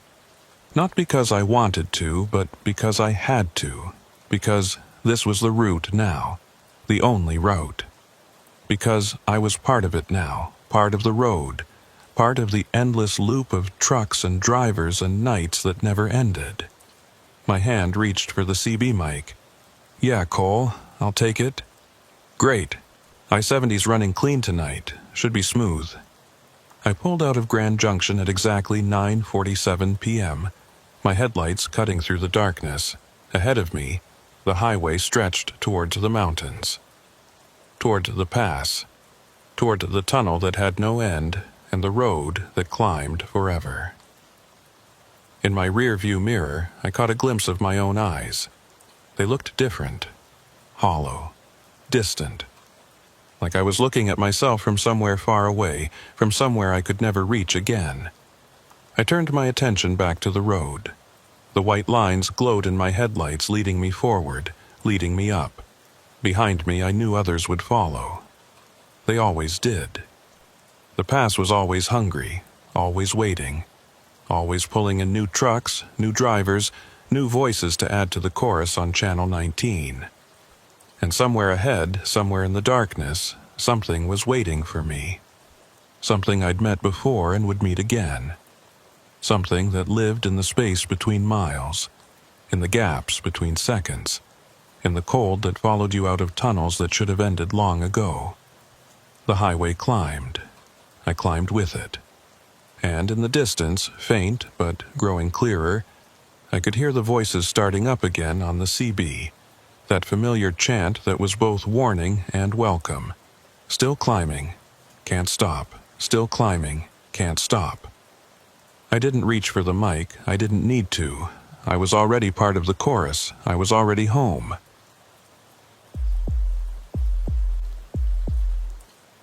My name is Mason Briggs, no relation to any other Briggs you might know in the trucking world. Been hauling freight for 16 years, the last 9 exclusively on Colorado routes. I prefer night driving, less traffic, cooler temperatures for the engine, and something about the way the mountains look in the dark that I've never been able to shake. Some drivers hate the night shift. Me, I've never felt comfortable driving in daylight. It was February 3rd, a Tuesday, when I picked up a load in Pueblo heading north to Fort Collins. Standard run, nothing complicated. 3 pallets of restaurant equipment, industrial refrigerators, prep tables, that kind of thing. The load was solid, properly secured, weight distribution perfect. I'd checked it twice before leaving the warehouse at 11:23 p.m. My rig was a 2018 Peterbilt 579, forest green with the chrome accents. I'd bought her used 3 years ago from a driver named Hayes who was retiring. She had 281 miles on her when I got her, now sitting at just over 420,000. The engine ran smooth, the transmission shifted clean, and the cab was comfortable enough for the long hauls. Only issue was the CB radio. It had a tendency to pick up interference in the mountains, random bursts of static that would cut through whatever channel you were on. Hayes had warned me about it, said he'd tried replacing the antenna twice, but it never fixed the problem. I'd learned to live with it. The route was simple. I-25 northbound through Colorado Springs, up through the Denver metro area, then continuing north to Fort Collins. Normally a 4-hour drive, maybe 5 with stops. I wasn't planning on stopping. I had a full thermos of coffee, half a pack of beef jerky, and a playlist of classic rock that would get me through the night. In and out. Delivery by 4 a.m., home before sunrise. I merged onto I-25 just before midnight. The highway was quiet, a few scattered cars, one other semi about a mile ahead of me. The night was clear, temperature around 28 degrees. Cold, but not brutal. No snow in the forecast, no wind to speak of. Perfect conditions for a night run. Pueblo disappeared in my mirrors, the lights of the city fading into the darkness behind me. Ahead of me, the highway stretched north through open country, the land rising gradually toward Colorado Springs and the mountains beyond. On a clear night like this, you could see the lights of Colorado Springs from 30 miles away, a glow on the northern horizon that got brighter as you approached. I settled into my seat, adjusted the mirrors, and found a comfortable position for my right arm on the armrest. This was the part of the job I actually enjoyed, the solitude, the rhythm of the road, the simple act of driving through the night while the rest of the world slept. No dispatchers calling, no loading dock supervisors rushing you, no traffic to fight, just you and the truck and the highway. The CB radio was on Channel 19, the standard highway channel. It was quiet tonight, just the occasional burst of static from my antenna issue. Every few minutes the speaker would crackle with interference. a brief hiss of white noise that would fade back to silence. I'd gotten used to it, barely noticed it anymore. I passed through Fountain around 12:35 a.m., a small town on the southern edge of Colorado Springs. The other semi I'd been following took the exit there, his taillights disappearing down the ramp. I watched him go, and then I was alone on the highway. Just me and the empty road and the lights of Colorado Springs getting closer. That's when I first heard it. A voice on the CB cutting through the static. Just a few words, broken up and distorted. "Channel 19. Anyone copy?" I grabbed the mic, keying it out of habit. "This is Mason Briggs northbound on I-25. I copy you. What's your 20? Static. No response. I waited, but there was nothing. Just the usual interference from my antenna, the same white noise I'd been hearing all night. I hung the mic back on the clip and kept driving. Probably just some trucker on a different stretch of I-25, their transmission bouncing off the mountains in some weird way. It happened sometimes in Colorado. The terrain could do strange things to radio signals, make them carry farther than they should or twist them into unusual patterns. I entered Colorado Springs proper around 12:50 a.m. The city was quiet. Most of the businesses closed. Just the occasional gas station or fast food place still lit up. I stayed on I-25, bypassing the city center, following the highway as it curved northwest toward Denver. The voice came back, clearer this time. "Northbound on I-25, need help, equipment failure." I keyed the mic again. "This is Mason Briggs. What's your location? What kind of equipment failure?" Again, static, no response. I scanned the highway ahead and behind me, looking for another truck. Nothing. The road was completely empty except for me. "If you can hear me," I said into the mic, "I'm northbound on I-25 just north of Colorado Springs. If you're broken down somewhere, give me a mile marker and I'll call it in." Silence. I released the mic and frowned at the radio. The signal had sounded close, like whoever was transmitting was nearby. But there were no other trucks visible, no vehicles on the shoulder, nothing to indicate anyone was in the area. I checked my mirrors again, paying closer attention this time. The highway behind me was dark and empty. Ahead of me, the road rose gradually into the foothills, the distant lights of Monument visible on a ridge to the northwest. Everything looked normal. The CB crackled again. This time the voice was different. Not clearer, but different. The tone had changed, or maybe the cadence. It was hard to tell through the static. "Been trying to reach hours now. Can anyone hear?" "I can hear you," I said into the mic. "You're breaking up pretty bad, but I'm receiving your transmission. What do you need?" Nothing, just static. I tried a different approach. "What channel are you on? I'm on 19. If you're on a different channel, we might be getting crossed signals." The static continued for a moment, then faded. I waited, watching the radio display, but it stayed silent. Whatever had been transmitting was gone now. I passed through Monument around 1:15 a.m. The highway climbed here, rising into the foothills of the Rockies. To my west, I could see the dark shapes of the mountains, massive and silent against the night sky. No lights out there, just solid darkness, the wilderness that started where civilization ended. My fuel gauge showed 3/4 full. I'd filled up in Pueblo before loading, had plenty to make it to Fort Collins and back. The engine temperature was normal, oil pressure good, everything running smoothly. The Peterbilt was in her element on these gradual climbs, the engine pulling steadily without strain. I thought about the voice on the radio. Something about it bothered me, though I couldn't articulate what. It had sounded desperate, or maybe just tired. Truckers in trouble usually sounded angry or frustrated, not desperate, and the way they kept trying to reach someone. kept transmitting even though they weren't getting responses. That didn't fit the pattern either.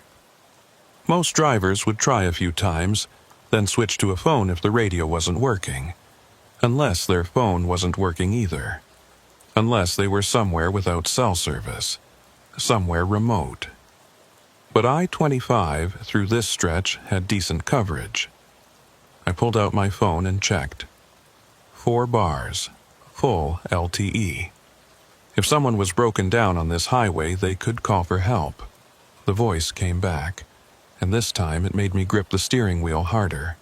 Mason Briggs, can you hear me? Mason, they'd used my name. I hadn't imagined that. The voice had clearly said my name, twice. I keyed the mic, trying to keep my voice steady. Yeah, I hear you. How do you know my name? Static. Then, you said it. You told me. Don't you remember? I said my name when I responded to you, I said slowly. But who are you? What's your name? The static grew louder, almost overwhelming. Through it, I could barely make out words. Can't remember. Been too long. But I know you said Mason Briggs. Northbound I-25. I felt a chill run down my spine. The voice was repeating back exactly what I'd said earlier, word for word, like a recording, or like someone who had nothing else to say, who could only repeat what they'd heard. Where are you? I asked. Give me a landmark, something I can use to find you. Northbound I-25, the voice said again. Northbound I-25. I released the mic and stared at the radio. Something was very wrong here. This wasn't a normal radio conversation, wasn't a normal equipment failure. The way the voice kept repeating phrases, the way it knew my name but couldn't give me any other information. It felt off. I scanned the highway again, more carefully this time. Still nothing. No vehicles, no lights, no signs of anyone else on the road. The highway stretched ahead of me, climbing gradually through the darkness toward Castle Rock and eventually Denver. Around 1:45 a.m., I passed Castle Rock. The outlet malls on either side of the highway were dark, the parking lots empty. A few streetlights illuminated the exit ramps, but otherwise the town was asleep. I stayed on I-25, maintaining my speed, watching the mile markers tick by. That's when I noticed something strange. My odometer reading didn't match the mile markers I was passing. According to my odometer, I'd driven about 68 miles since leaving Pueblo. But the mile markers showed I was at milepost 184, which should have been about 73 miles from Pueblo. 5 miles off. I tried to think of explanations. Maybe the odometer was slightly inaccurate, or maybe I'd misread the starting mile marker in Pueblo. But I knew these roads well, knew the distances. The numbers should have matched up. The CB crackled again. 5 miles, the voice said. Always 5 miles, can't close the distance. I grabbed the mic without thinking. What do you mean 5 miles? 5 miles from what? From you, the voice said. Clearer now. I can see your lights. But I can't reach you, always 5 miles behind. I checked my mirrors immediately. The highway behind me was empty, had been empty for over an hour. There were no headlights, no vehicles, nothing. There's nobody behind me, I said into the mic. I don't see any lights. I see yours, the voice insisted. Red taillights, green truck, Peterbilt. I've been following you. My hands tightened on the wheel. How did they know what kind of truck I was driving? How did they know the color? I hadn't mentioned that, hadn't described my rig at all. Who is this? I demanded. How do you know what my truck looks like? Static. Then, so faint I almost missed it. Because I'm you. I nearly dropped the mic. What? Or, you're me? The voice continued, still barely audible. Can't tell any more. Been driving too long. The road loops. Everything loops.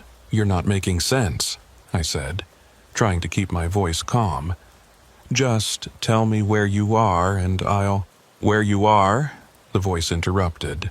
Always where you are, 5 miles behind, but the distance never changes. I accelerate, you accelerate. I slow down, you slow down. I looked at my speedometer. 70 miles per hour, the speed I'd been maintaining for most of the trip.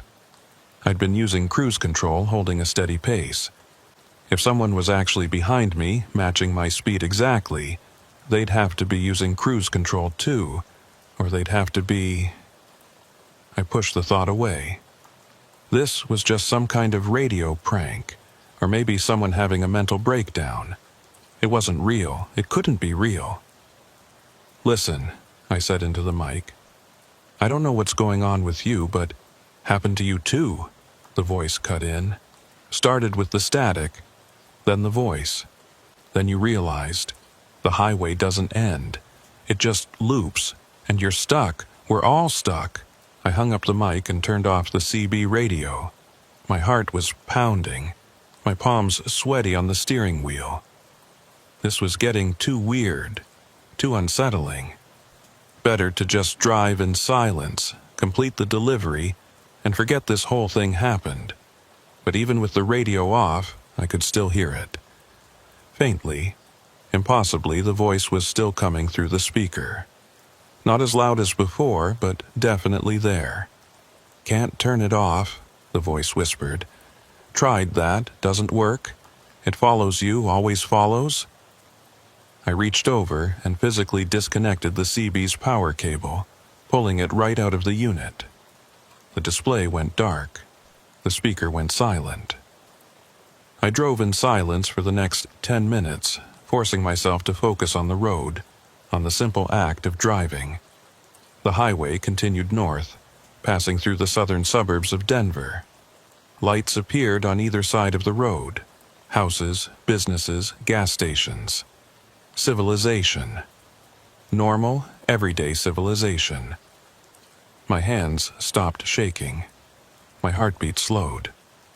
Whatever that had been, it was over now. Just some strange interference, some weird atmospheric condition that made the CB pick up old transmissions or bounce signals around in unexpected ways. I'd heard of that happening, radio signals from years ago suddenly appearing, playing back conversations that had happened long before. That's when I saw the truck. Not behind me, ahead of me. Parked on the shoulder, hazard lights flashing. A Peterbilt, older model, dark-colored. Hard to tell the exact color in the darkness, but it looked green. It looked green. I slowed down as I approached, my chest tightening. This was just a coincidence. Lots of trucks on the road, lots of Peterbilts. Plenty of them were green. This didn't mean anything. But as I drew closer, I could see details. Chrome accents on the grille. A specific pattern of running lights. A small dent in the front bumper, driver's side, from where I'd clipped a parking barrier 6 months ago. I stopped my truck about 50 yards behind the parked Peterbilt. I sat there, engine idling, staring at it in disbelief. It was identical to my truck. Not similar, identical, down to the dent in the bumper. I reached for the CB power cable, my hands shaking again. I plugged it back in. The radio came to life immediately, and the voice was already talking. See it now, the voice was saying. See yourself. See what you'll become. If you don't turn around, if you don't go back, this isn't real, I said out loud, not even bothering with the mic. This is not real. Thought that too, the voice replied, somehow hearing me even though I wasn't transmitting. Kept driving. Thought I could reach Denver, thought I could finish the delivery. But the road never ends. It just loops back, and you end up behind yourself. Always 5 miles behind. I stared at the truck ahead of me. Its hazard lights continued to flash, steady and rhythmic. I couldn't see if anyone was in the cab. The windows were too dark. the angle too steep. I put my truck in gear and slowly drove forward, pulling up alongside the parked Peterbilt. I looked over at the driver's side window, trying to see inside. The window was too dark. Or maybe it wasn't glass at all, just solid darkness where a window should have been. I couldn't tell which. I accelerated past the truck, not looking back, not checking my mirrors. I just drove, pushing the Peterbilt up to 80 miles per hour, needing to put distance between myself and whatever that had been. In my side mirror, I watched the parked truck recede into the distance. Its hazard lights continued to flash, getting smaller and smaller until they disappeared entirely. I kept driving for another 5 minutes before I let myself slow down to a normal speed. My clock showed 2:17 a.m. I should have been getting close to Denver by now, should have been seeing the glow of the city lights on the horizon, but it was still dark ahead, just highway and open land and the distant silhouette of the mountains. The CB crackled back to life, even though I hadn't touched it, hadn't said anything. "Still driving," the voice said quietly. "Me too, always driving. See you in 5 miles." I drove for another 20 minutes in silence, refusing to acknowledge the radio, refusing to look at my mirrors more than necessary. The highway continued north through the darkness, passing through what should have been the southern edge of Denver. But I didn't see the city. No glow on the horizon, no increase in traffic, no signs of the metro area I had driven through 1,000 times. Just dark highway and scattered lights that could have been anywhere. Around 2:40 a.m. I saw a sign. Denver, 35 miles. That was wrong. According to my calculations, I should have been entering Denver by now, maybe even passing through it. I'd been driving for over 3 hours from Pueblo at highway speeds. Denver should have been behind me, not ahead of me. I checked my odometer. 420 was 143 miles. That meant I'd driven about 143 miles since leaving Pueblo. Pueblo to Denver was roughly 115 miles. I should have passed through Denver 20 miles ago. But the sign said I still had 35 miles to go. I thought about exiting the highway, finding a truck stop, maybe calling my dispatcher. But every exit I passed looked wrong somehow. The signs were there, the usual green highway signs marking towns and services, but when I looked down the exit ramps I couldn't see anything. Just darkness, as if the ramps led nowhere. The CB came back to life. Different voice this time. Or maybe the same voice, but changed somehow. "Made that mistake," it said. "Took an exit. Drove for hours. Never found anything. Just looped back to the highway. Same spot. Like the exit doesn't really go anywhere." I grabbed the mic, my frustration overriding my fear. "What do you want? Why are you doing this?" "Not doing anything," the voice replied. "Just warning you. Don't exit. Don't stop. Keep driving north. It's the only way." "The only way to what?" "To Denver. To the end. Except there is no end. Just the loop. But you have to keep driving anyway. If you stop..."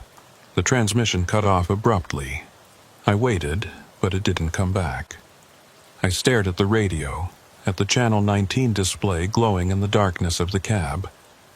"If I stop, what?" I said into the mic. "What happens if I stop?" No response. The radio remained silent for the next 10 minutes. I drove through that silence, watching the mile markers, watching my odometer, trying to make the numbers make sense. They didn't. The distance I was covering didn't match the mile markers I was passing. It was as if the highway itself was stretching, adding miles that shouldn't exist. I passed a sign for Castle Rock, 12 miles south. But I'd passed through Castle Rock almost an hour ago. I was north of it, heading toward Denver. The sign should have said I was 40 or 50 miles north of Castle Rock, not 12 miles. I was looping back.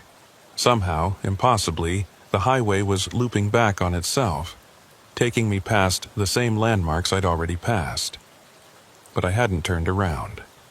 I'd been driving straight north the entire time, never exited, never turned. The CB crackled. "Understand now," the voice said. "You're starting to see it, the loop." "How is this possible?" I asked. "Roads don't loop.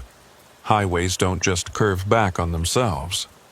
"This one does," the voice said. "Or maybe it doesn't. Maybe it's time that loops. Maybe you're driving through the same hour over and over. Can't tell anymore." I looked at my clock. 2:58 a.m. I tried to remember what time it had shown earlier. Tried to track whether time was moving forward normally, but I couldn't remember.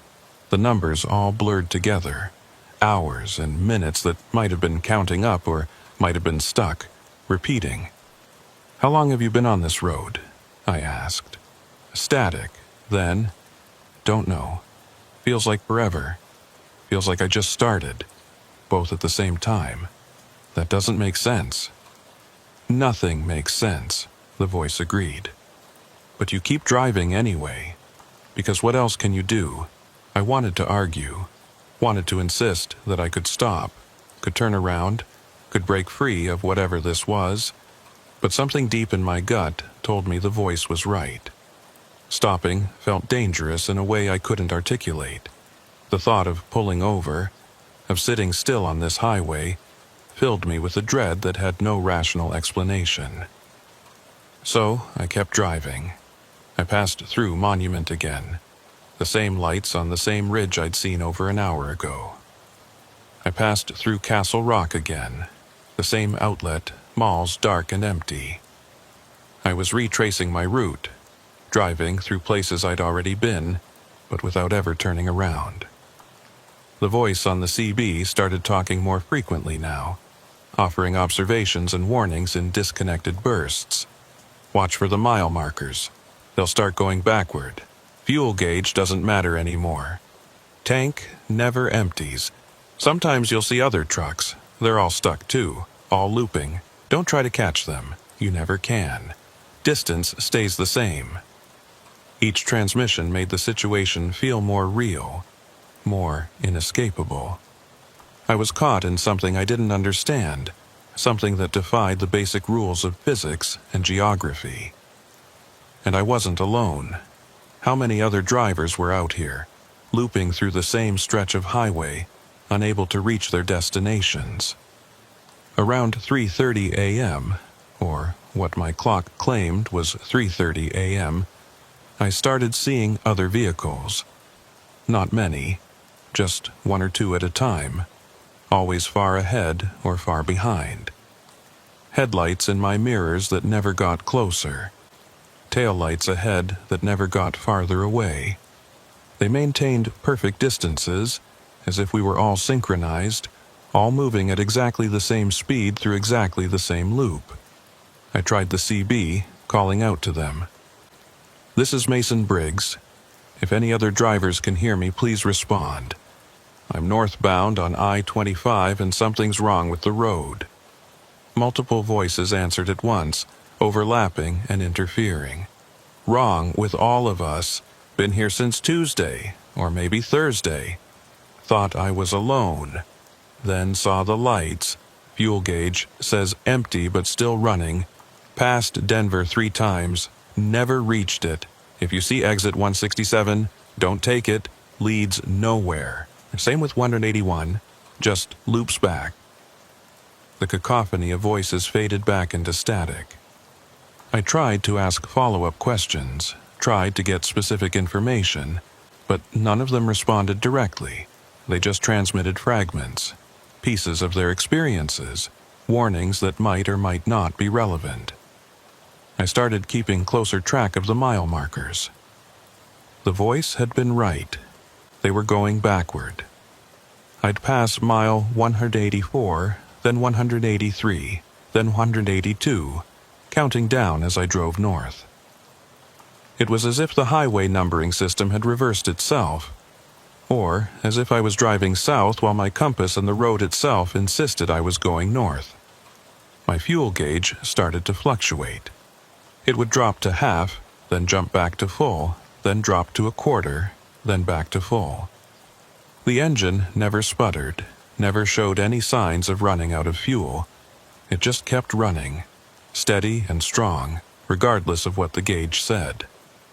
Around 4 a.m., I saw the parked truck again, the green Peterbilt with the chrome accents and the dent in the bumper.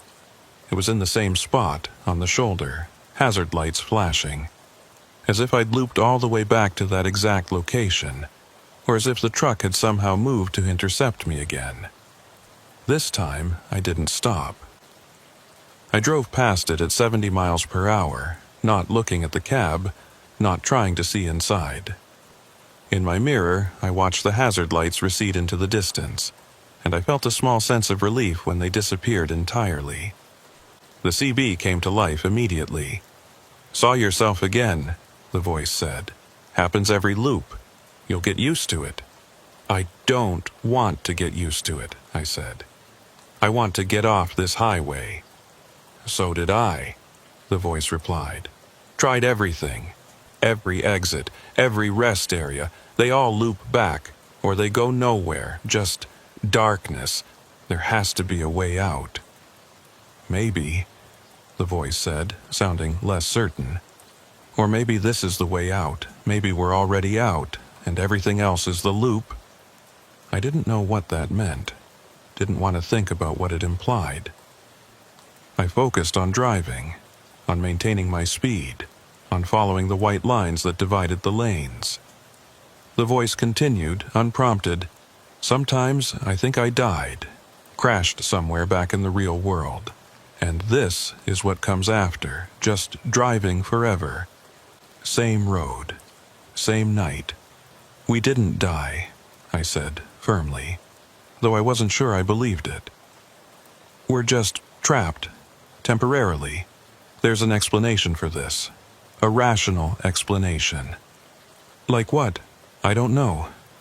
Atmospheric phenomenon, magnetic anomaly, something that's affecting our perceptions, making us think we're looping when we're actually making progress," the voice finished. "Check your odometer." I did. It showed 420,143 miles, the exact same number it had shown over an hour ago. I'd been driving for an hour, maintaining highway speed, and the odometer hadn't moved at all. Or it had moved and then reset, looping back to the same number. "This isn't possible," I said quietly. "And yet," the voice replied. I drove in silence for a while, trying to think.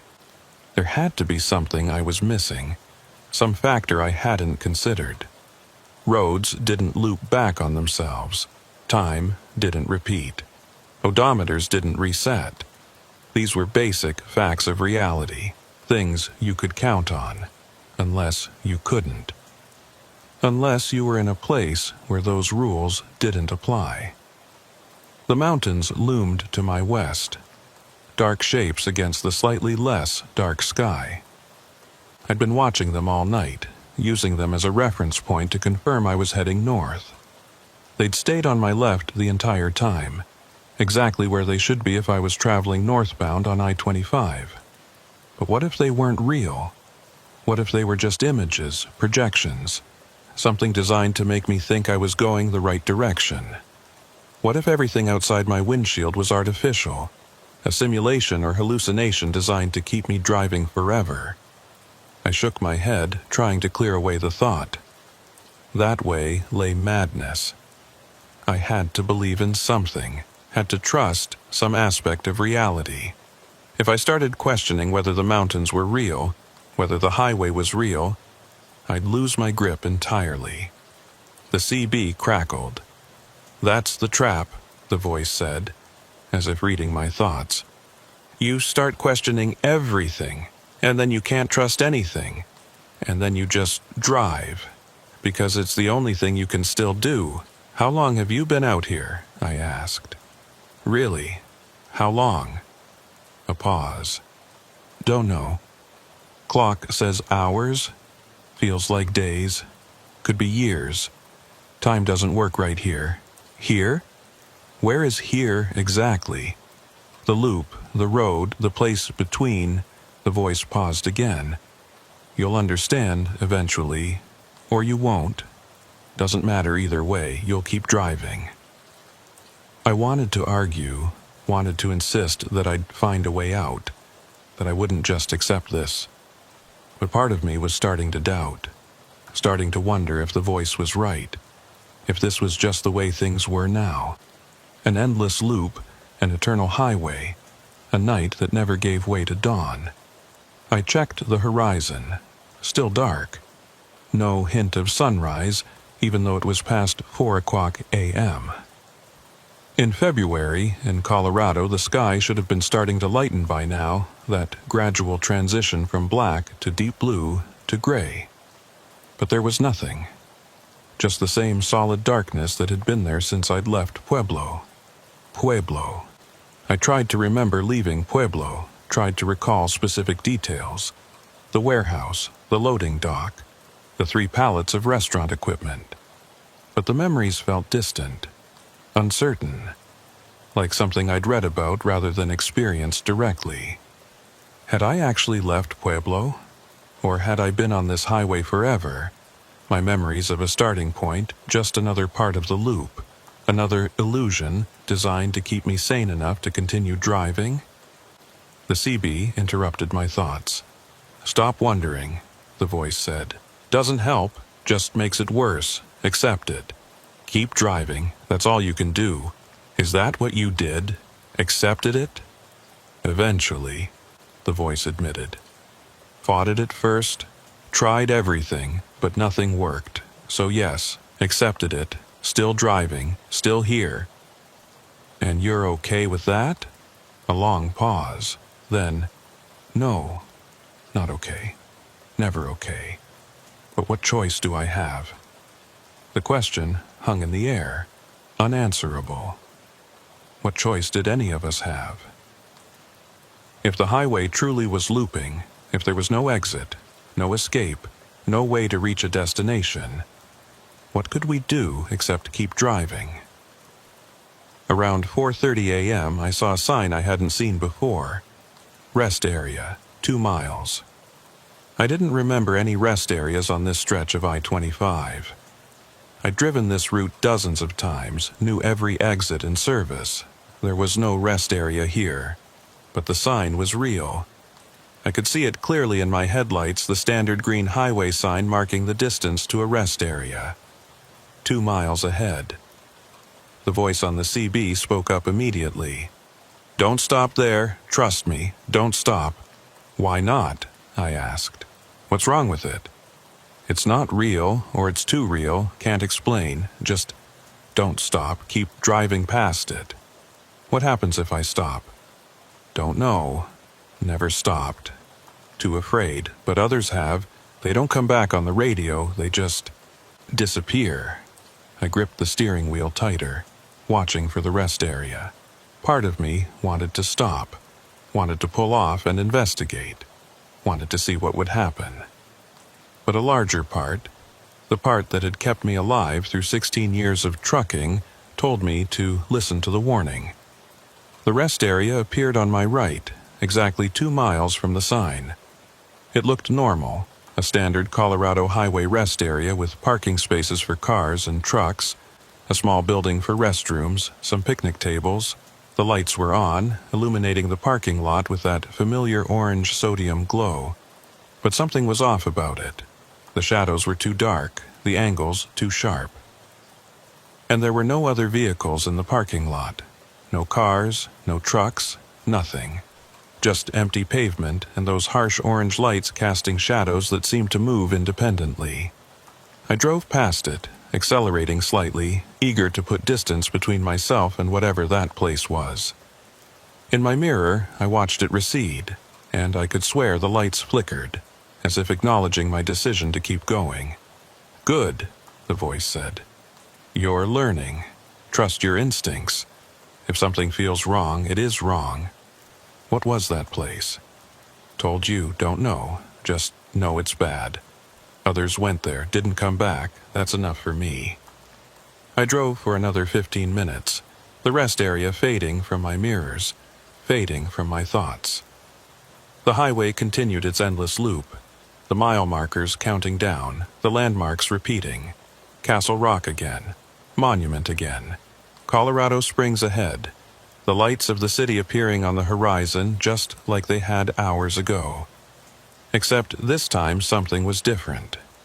This time, as I approached Colorado Springs, I could see other trucks. Not just distant headlights, but actual trucks, close enough to identify.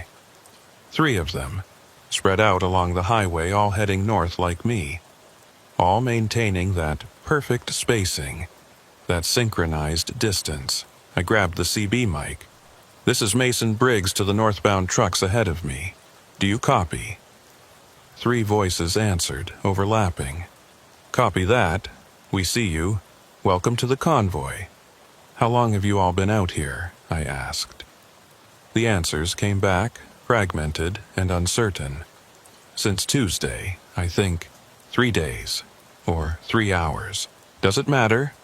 We're all here now." I thought about that. Did it matter? Whether I'd been driving for hours or days or years, the result was the same. I was here, on this highway, unable to escape. The specific duration seemed almost irrelevant compared to the fact of my imprisonment. "Is there any way out?" I asked, though I already suspected the answer. "If there is, we haven't found it. Tried everything, every exit, every rest area. Even tried crashing, didn't work. Truck just kept going, like hitting a wall that isn't there." That last comment made my blood run cold. Someone had tried to crash deliberately, hoping it would break the loop, and it hadn't worked. The truck had kept going, indestructible or invulnerable or simply not allowed to stop. "So we just drive?" I said. "Forever?" "Until we don't," one of the voices replied cryptically. "What does that mean?" "You'll see. Eventually, we all see." When the loop finally, the transmission cut off. I waited for them to continue, but the radio went silent. The 3 trucks ahead of me continued north, their taillights glowing in the darkness, and I followed them because there was nothing else to do. Somewhere around 5 o'clock a.m., though I was no longer certain that time meant anything on this highway, the CB radio began to change. The static underneath the transmissions grew louder, more persistent. And within that static, I started to hear other things. Not voices exactly, but sounds that might have been voices. Might have been something else entirely. Whispers. Hundreds of them. Thousands maybe. All talking at once in frequencies just below the threshold of comprehension. I couldn't make out individual words. Couldn't isolate specific speakers. It was just a wall of overlapping sound, a chorus of something that might have been human or might have been the road itself, speaking in a language I didn't understand. I turned down the volume on the CB, but it didn't help. The whispers continued at the same level, as if the volume control no longer affected them. I tried changing channels, scanning through the entire band from 1 to 40. Every channel had the same whispers, the same incomprehensible chorus. "Hear them now," the familiar voice said, cutting through the whispers. "They've been waiting for you to listen." "What are they?" I asked. "The others," the voice replied. "Everyone who came before. Everyone who got stuck. All of them still here. All of them still trying to reach out." I looked at the 3 trucks ahead of me, their taillights steady in the darkness. Are those drivers part of the whispers? Some of them. Eventually. When you've been here long enough, you stop being able to form words. You just become part of the static, part of the road. The thought terrified me more than anything else I'd experienced so far. Not just being trapped, but losing myself gradually, dissolving into static and whispers until I wasn't Mason Briggs anymore. Just another voice in the chorus, another ghost on Channel 19. "How long does that take?" I asked. "How long until you lose yourself?" "Don't know. Different for everyone. Some fade fast, some hold on. I'm still here, still me." I think the uncertainty in that last word was heartbreaking. The voice didn't know if it was still itself, if the person who had started this journey still existed, or if they'd already been replaced by something else wearing their memories like a disguise. The whispers grew louder. I could almost make out words now, fragments that rose briefly above the general noise. "Help us. Can't stop. Driving forever. Forgot my name. Where's Denver? No exit." Each fragment was a story. A driver who had ended up here, who had become part of the highway's endless loop. How many were there? How many trucks had disappeared over the years, vanishing into this impossible road, their drivers still broadcasting long after they should have stopped? I passed a sign, Colorado Springs, 15 miles. The same distance I'd seen before, hours ago. The loop was tightening, the landmarks repeating faster. Or maybe time was compressing, each circuit taking less subjective time even though the distance remained the same. The 3 trucks ahead of me suddenly changed formation. Instead of maintaining their spacing, they started to cluster together, moving into the same lane, their taillights merging into a single, bright point. And then, as I watched in my headlights, they seemed to flicker, to become translucent. I could see through them to the highway beyond, as if they were projections rather than solid objects. "Happening to you too," the voice on the CB said. "The fade. When you've been here long enough, you stop being fully real, start becoming part of the road. I've only been here a few hours," I protested. "Time doesn't work that way here. Few hours feels like forever. Forever feels like few hours." I looked at my hands on the steering wheel. They looked solid, normal. I looked at the dashboard, the windshield, the mirrors. Everything seemed real, seemed tangible. But maybe that was just how it appeared from inside. Maybe to someone looking at my truck from outside, I was already starting to fade, already becoming transparent. The CB erupted with activity, dozens of voices, all talking at once. "New driver on the loop. Fresh signal, strong signal. Hasn't faded yet. Tell us your name. Tell us while you remember. Who are you? Who were you?" I keyed the mic, my voice shaking. "Mason Briggs. I'm Mason Briggs. I'm hauling restaurant equipment from Pueblo to Fort Collins. I left at 11:23 p.m. on February 3rd. I'm real. I'm still real." The voices responded, overlapping. "Yes? Real? We were all real. Remember being real. Mason Briggs. Remember that name? Hold on to it. Don't let the road take it. It takes everything eventually." I drove through Colorado Springs for what felt like the 4th or 5th time, the city lights scrolling past on either side of the highway. Each time I passed through, it looked slightly different.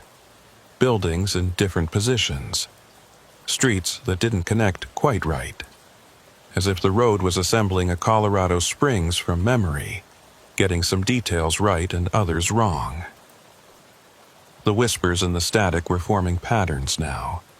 Rhythms that might have been words if I listened carefully enough. I found myself trying to decode them, trying to hear the individual voices within the chorus.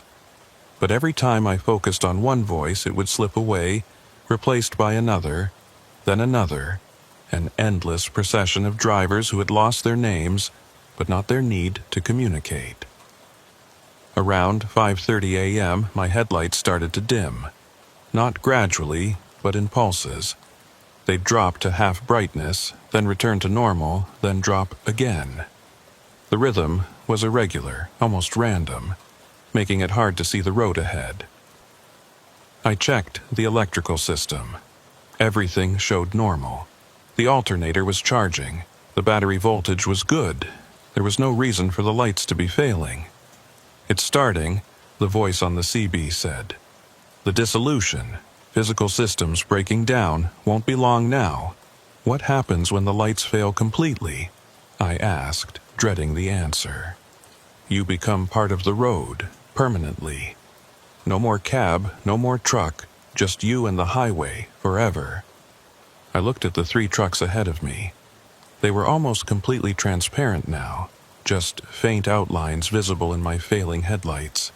I could see stars through them, could see the highway on the other side. They were still moving, still maintaining their speed, but they were barely there anymore. Would that happen to me? Would I fade away gradually until there was nothing left but a voice on the CB, a whisper in the static, a memory of someone who had once been Mason Briggs? My headlights pulsed again, dropping to quarter brightness. In the reduced light, the highway ahead looked different. The pavement was wrong somehow, the texture strange, and the white lines that marked the lanes were glowing faintly, emanating their own light rather than merely reflecting mine. I reached for the CB mic, but my hand passed through it. Not completely. I could still feel resistance, still sense the solidity of the object. But it was fading, becoming less real with each passing moment. I grabbed it harder, forcing my fingers to close around it, refusing to let it slip into intangibility. "This is Mason Briggs," I said into the mic, speaking quickly, desperately. "To anyone listening, my name is Mason Briggs. I'm a truck driver. I'm real. I exist. I'm not just static. I'm not just a voice. I'm a person. I have a name. Mason Briggs. Mason Briggs. Mason." The mic slipped through my fingers, falling to the floor of the cab. I reached for it, but my hand passed right through it now. Couldn't grasp it anymore. I was fading faster, the dissolution accelerating. The CB continued to broadcast my voice, even though I wasn't holding the mic anymore. "Briggs, Mason, remember, and then my voice joined the whispers, became part of the static, indistinguishable from all the other voices that had come before. My headlights failed completely. The highway disappeared into absolute darkness, but I could still feel the truck moving, still feel the vibration of the engine, the subtle shifts in the road beneath my tires. I was still driving, even though I couldn't see, even though I was no longer fully present in the physical world. The voices in the static swelled, becoming louder, more insistent. "Welcome. One of us now. Forever on the road, driving through the dark, never stopping, never reaching." I tried to speak, tried to protest, tried to insist that I was still myself, still Mason Briggs. But I couldn't remember how to form words anymore. The knowledge was slipping away, replaced by something else, something simpler. The road, the drive, the endless loop. And then, gradually, light returned. Not my headlights, those were gone forever. But a different light, a phosphorescent glow that seemed to emanate from the highway itself. The road was visible again, but changed, transformed into something that was simultaneously more real and less real than it had been before. The 3 trucks ahead of me were gone, or maybe they were still there, but I could no longer perceive them in the conventional way. I sensed their presence, felt them as distortions in the flow of the road, eddies in the current that carried all of us forward. I looked down at myself and saw that my hands were glowing faintly, the same phosphorescent blue as the highway. My truck was glowing too, the entire rig emanating that strange light. I was becoming part of the road, merging with it, losing the boundary between driver and highway. And somehow, impossibly, I was okay with this. The fear was gone, replaced by a strange calm. This was where I belonged now. This was what I was meant to do. Drive forever through the darkness, following the endless loop, becoming one with the highway that had claimed me. The CB was still active, still broadcasting, though I no longer used a mic to transmit. My thoughts became signals, My awareness became radio waves. Still driving, always driving, part of the road now, part of the loop. Welcome to those who come after. We're waiting. We're always waiting. On Channel 19. Forever on Channel 19. I don't know how long I existed in that state. Time had no meaning when you were part of the road, part of the loop. I was everywhere and nowhere, driving through all moments simultaneously, my truck both present and absent on the highway.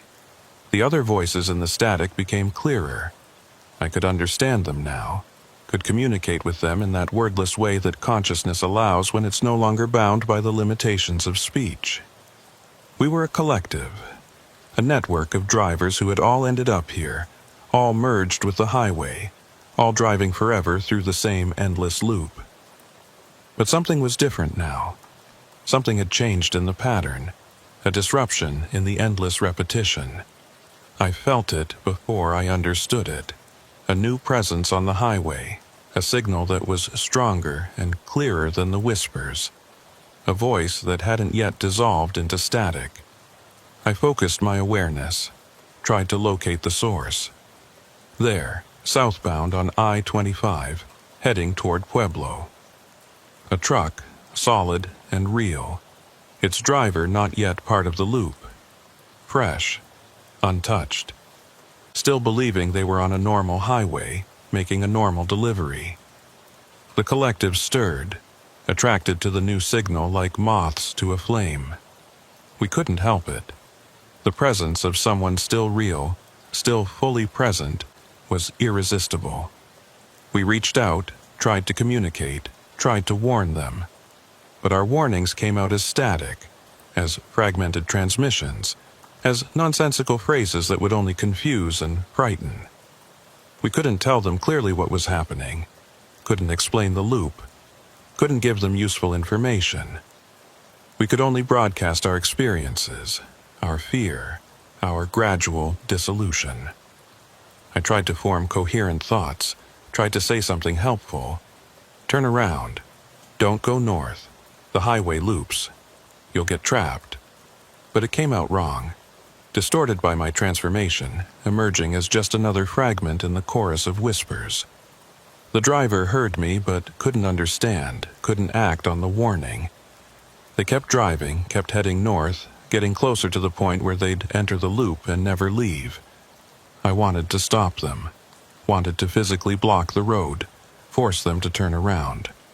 But I was no longer physical in any conventional sense.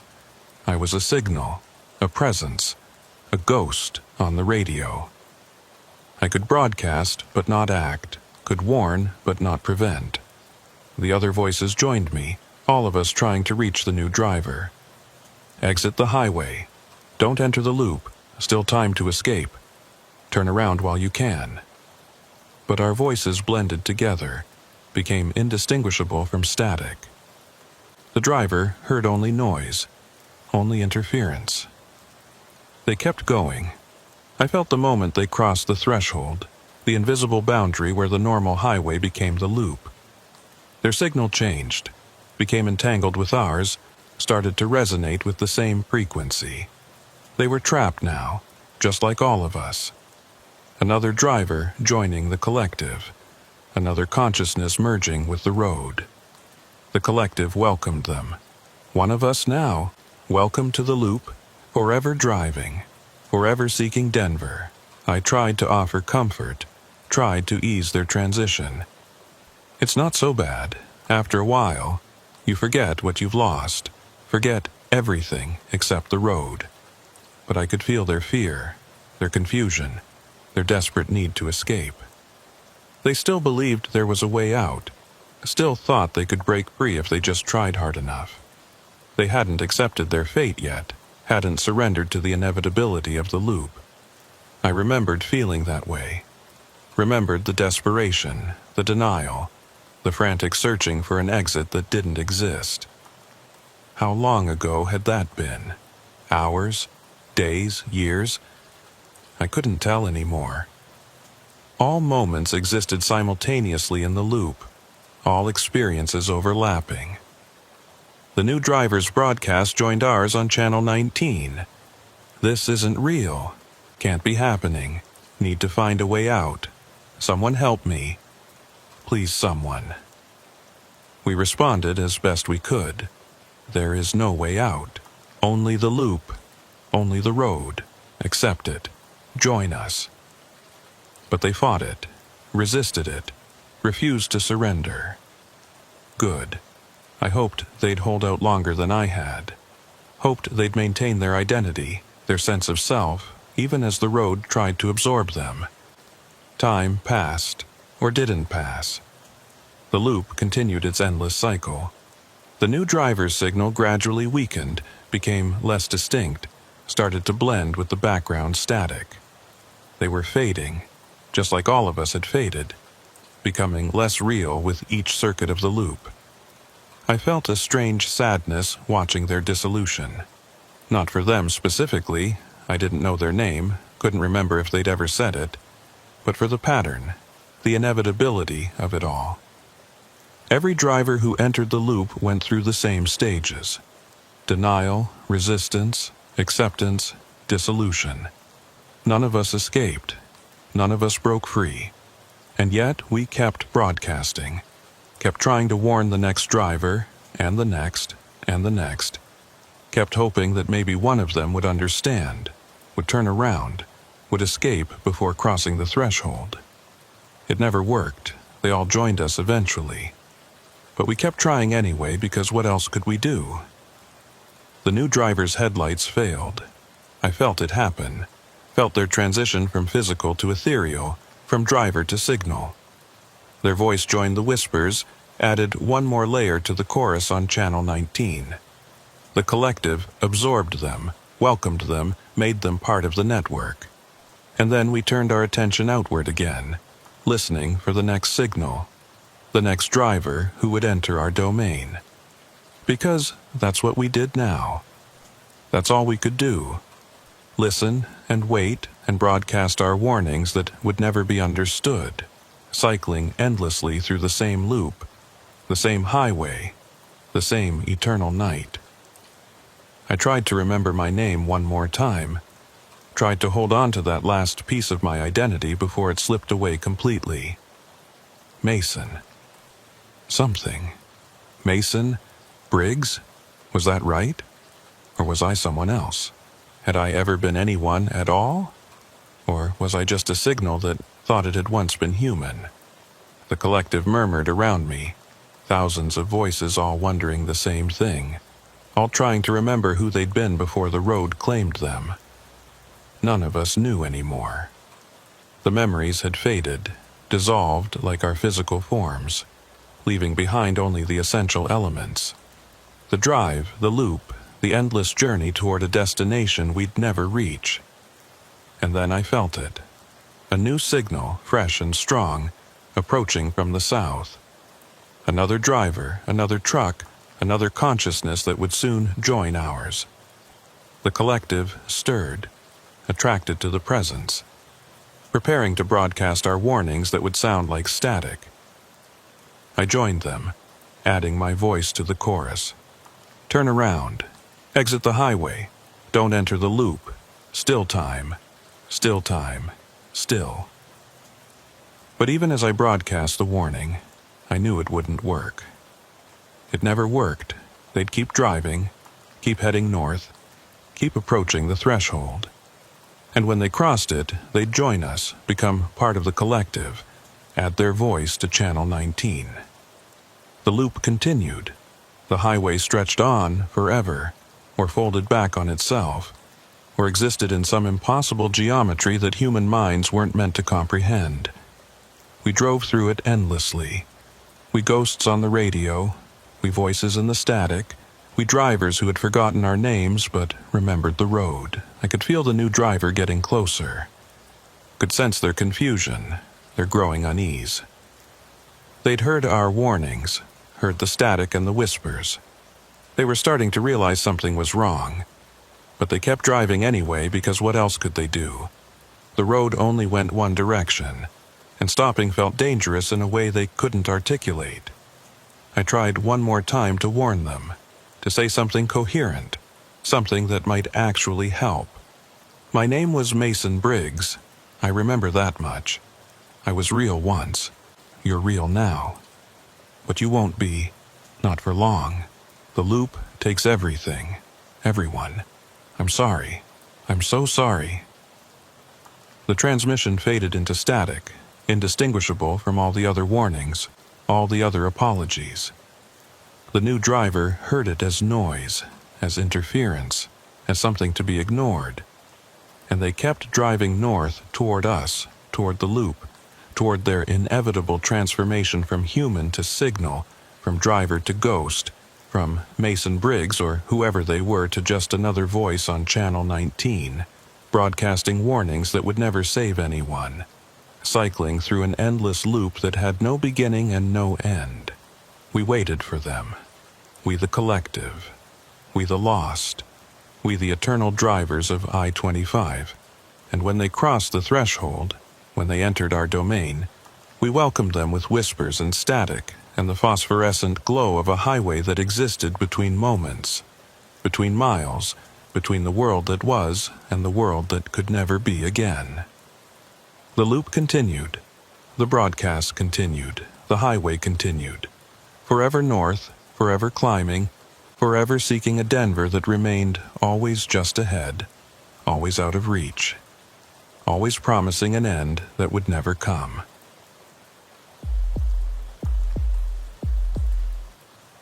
My name is Cole Dalton. I've been driving trucks through Colorado for 12 years, mostly running freight between Denver and Grand Junction on I-70. It's not glamorous work, but it pays decent, and I've gotten to know every mile of that highway like it's part of my own body. Every curve, every grade, every exit. Or, at least, I thought I knew them all.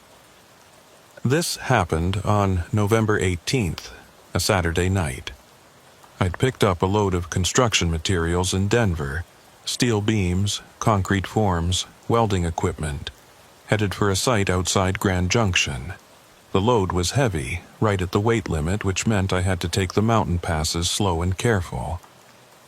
I left Denver at 9:15 p.m., planning to arrive in Grand Junction around 2:30 a.m. My truck was a 2017 Kenworth T680, white with blue striping. I'd been driving her for 4 years, had put over 300,000 miles on her myself. She was reliable, well-maintained, never gave me problems. The only quirk was that the GPS liked to occasionally show rest areas that didn't exist. Ghost markers from old map data that hadn't been properly updated. I'd learned to ignore them, trust the physical signs instead. The night was cold, temperature hovering around 22 degrees. No snow, but the forecast called for possible flurries after midnight. The highway was relatively quiet. A few cars, one or two other semis, nothing unusual for a Saturday night in November. Most of the ski traffic wouldn't start up for another few weeks, once the resorts had enough snow to open. I made good time through the western suburbs of Denver, past Golden and up into the foothills. The grade increased as I approached the mountains, but the Kenworth handled it well. I settled into the rhythm of the climb, watching the temperature drop degree by degree as I gained elevation. Around 10:30 p.m., I passed through the Eisenhower Tunnel, that 1.7 mile bore through the Continental Divide. The tunnel was well lit and empty, just me and one car going the same direction. I emerged on the western side and started the long descent toward Silverthorne and Frisco. That's when I first noticed the exit. It appeared in my headlights about 5 miles west of the tunnel. A small green sign that said, "Rest Area, 1 mile." I frowned at it, trying to remember if there was a rest area here. There shouldn't have been. The nearest rest areas I knew about were back near the tunnel or much farther west, past Vail. I checked my GPS. Sure enough, it showed a rest area symbol right where the sign indicated. But I'd driven this section of I-70 hundreds of times and never seen this exit before. Probably just another ghost marker, I told myself. The sign was real enough, but the rest area itself was likely closed or abandoned. I wasn't planning to stop anyway. I had a thermos of coffee, plenty of fuel, and a schedule to keep. I drove past the exit, barely glancing at it in my mirrors. But something about it stuck in my mind. The sign had looked new, not faded or weathered like you'd expect from an abandoned facility, and the reflective material had been bright, well maintained. If the rest area was closed, why would the sign still be in good condition? I shook off the thought and focused on the road. The descent continued, the highway winding through the darkness, the mountains rising on either side. I passed through Silverthorne around 11 p.m., the lights of the town scattered along the valley below the highway. Around 11:45 p.m., I started feeling the first hints of fatigue. Nothing serious yet, just that slight heaviness in my eyelids that told me I'd been driving for over 2 hours without a break. I had another hour or so before I'd need to stop for real, but I made a mental note of it. That's when I saw another sign. Rest area. 1 mile. Same design, same placement, but this was a different location. We were past Vale now, somewhere in the stretch between Vale and Eagle. And again, I didn't remember any rest area here. I checked my GPS. Another rest area marker, right where the sign indicated. I was starting to feel uneasy now. 2 rest areas I'd never seen before, both showing up on my GPS, both marked with official-looking signs. What were the odds? I considered taking this exit, investigating, but something told me not to. Some instinct, some gut feeling that I'd learned to trust after 12 years on the road. If a place felt wrong, it usually was wrong. I drove past it, watching in my mirror as the exit ramp curved away into darkness. No lights visible, no building, nothing to indicate a rest area actually existed there. Just an exit leading to nowhere. The fatigue was getting worse. My eyes felt dry, my shoulders tense. I'd been driving for nearly 3 hours now, and the heavy load meant I'd been working harder than usual, constantly adjusting my speed and position on the descents. I needed a break. I started watching for a legitimate rest area, one I actually recognized. There should be one coming up soon, somewhere between Eagle and Gypsum. A proper facility with lights and other truckers and all the normal signs of civilization. At 12:20 a.m., I saw the third sign. Rest area, 1 mile. This time, I pulled over to the shoulder and stopped. I sat there with the engine idling, staring at the sign in my headlights. 3 rest areas, all showing up in places they shouldn't be. All marked on my GPS. All appearing on a stretch of highway I knew intimately. I pulled out my phone and searched for I-70 Colorado rest areas. The official state website listed all the rest stops along the interstate. I counted them, compared them to my mental map of the highway. There were only 3 rest areas on I-70 between Denver and Grand Junction, and I'd already passed all of them hours ago, before even reaching the mountains. These new rest areas, the ones I was seeing signs for, shouldn't exist. I put the truck back in gear and continued driving, but slower now, more cautiously. The fatigue was worse, made worse by the growing sense of unease. Something was wrong with the highway tonight. Something I didn't understand. Around 12:50 a.m., I passed through Glenwood Springs, the lights of the town reflecting off the Colorado River that ran alongside the highway. Everything looked normal here. Businesses, houses, gas stations, all the usual markers of a real town with real people. But as soon as I left Glenwood Springs, entering the long stretch of Glenwood Canyon, I saw it again. Rest area, 1 mile. Fourth one. 4th impossible rest area. And this time, I was too tired to keep driving. My eyes were burning.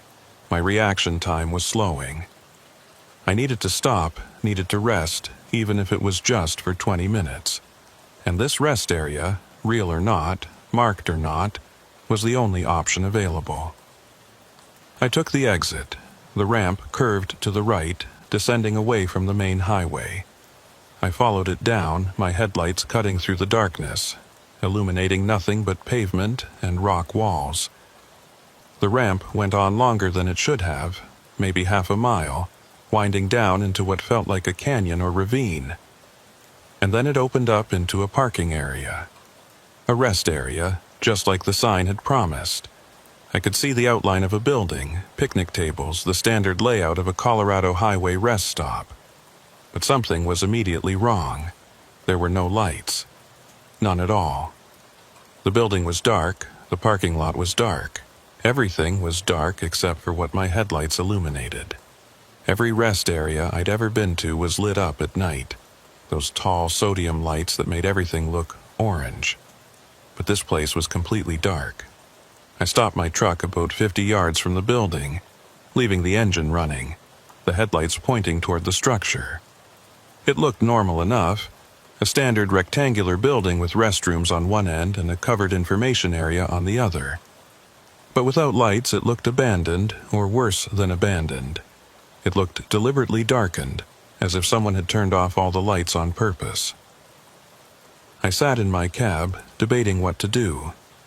I could turn around, drive back up the exit ramp, return to the highway and push through to the next town.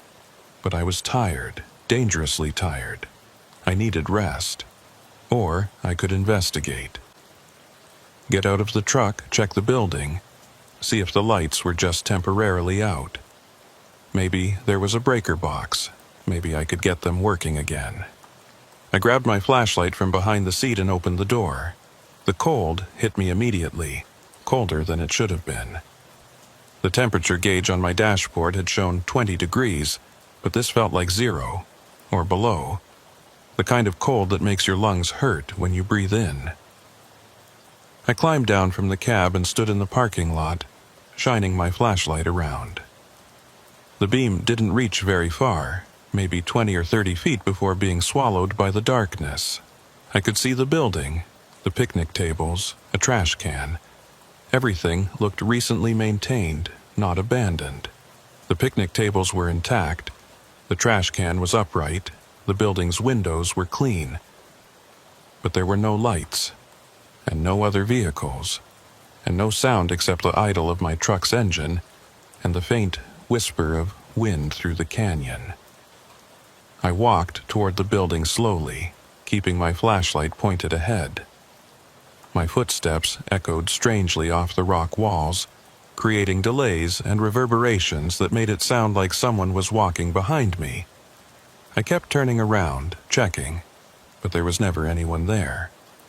The building had a covered walkway connecting the two main sections. Restrooms on the left, information area on the right.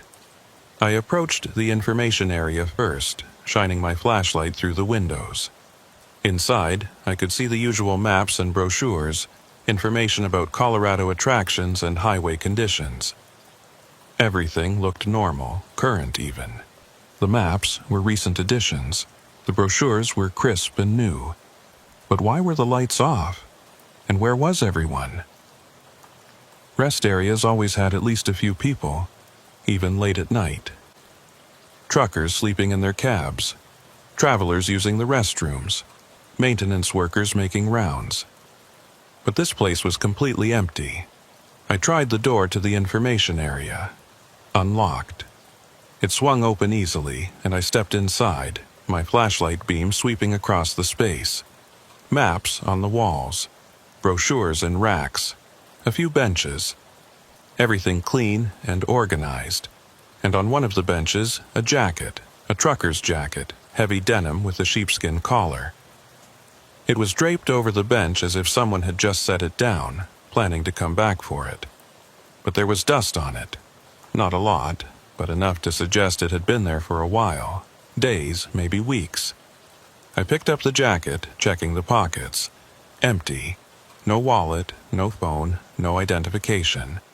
Just an empty jacket, left behind by someone who had apparently walked away and never come back. I set it back down carefully, a chill running through me that had nothing to do with the temperature. This place felt wrong in a way I couldn't articulate. Not dangerous exactly, but wrong. Like a photograph that's been subtly altered, where you can't quite identify what's different, but you know something is off. I left the information area and walked to the restrooms. The men's room door was propped open, and I shined my flashlight inside. A standard facility. 3 stalls, 2 urinals, 2 sinks. Clean, too clean. The floor was spotless. The fixtures gleamed. When was the last time I'd seen a highway rest area restroom this clean? I walked to the sinks and tried the faucet. Water ran immediately, clear and cold. So the plumbing was working. The building wasn't abandoned, wasn't shut down for the winter. It was operational, just unlit. I looked at myself in the mirror above the sink. My reflection looked tired, worried, and behind me in the mirror, I could see the open door and the darkness beyond it. For just a moment, I thought I saw movement in that darkness. A shape, a shadow, something shifting just outside the range of my flashlight. I spun around, pointing the flashlight at the door. Nothing, just darkness and the faint outline of the parking lot beyond. I was letting my imagination run away with me. I was tired, stressed, seeing things that weren't there. There was nothing wrong with this rest area except that the lights were out. Probably just a power outage or a blown transformer. It happened. I went back outside, walking to my truck.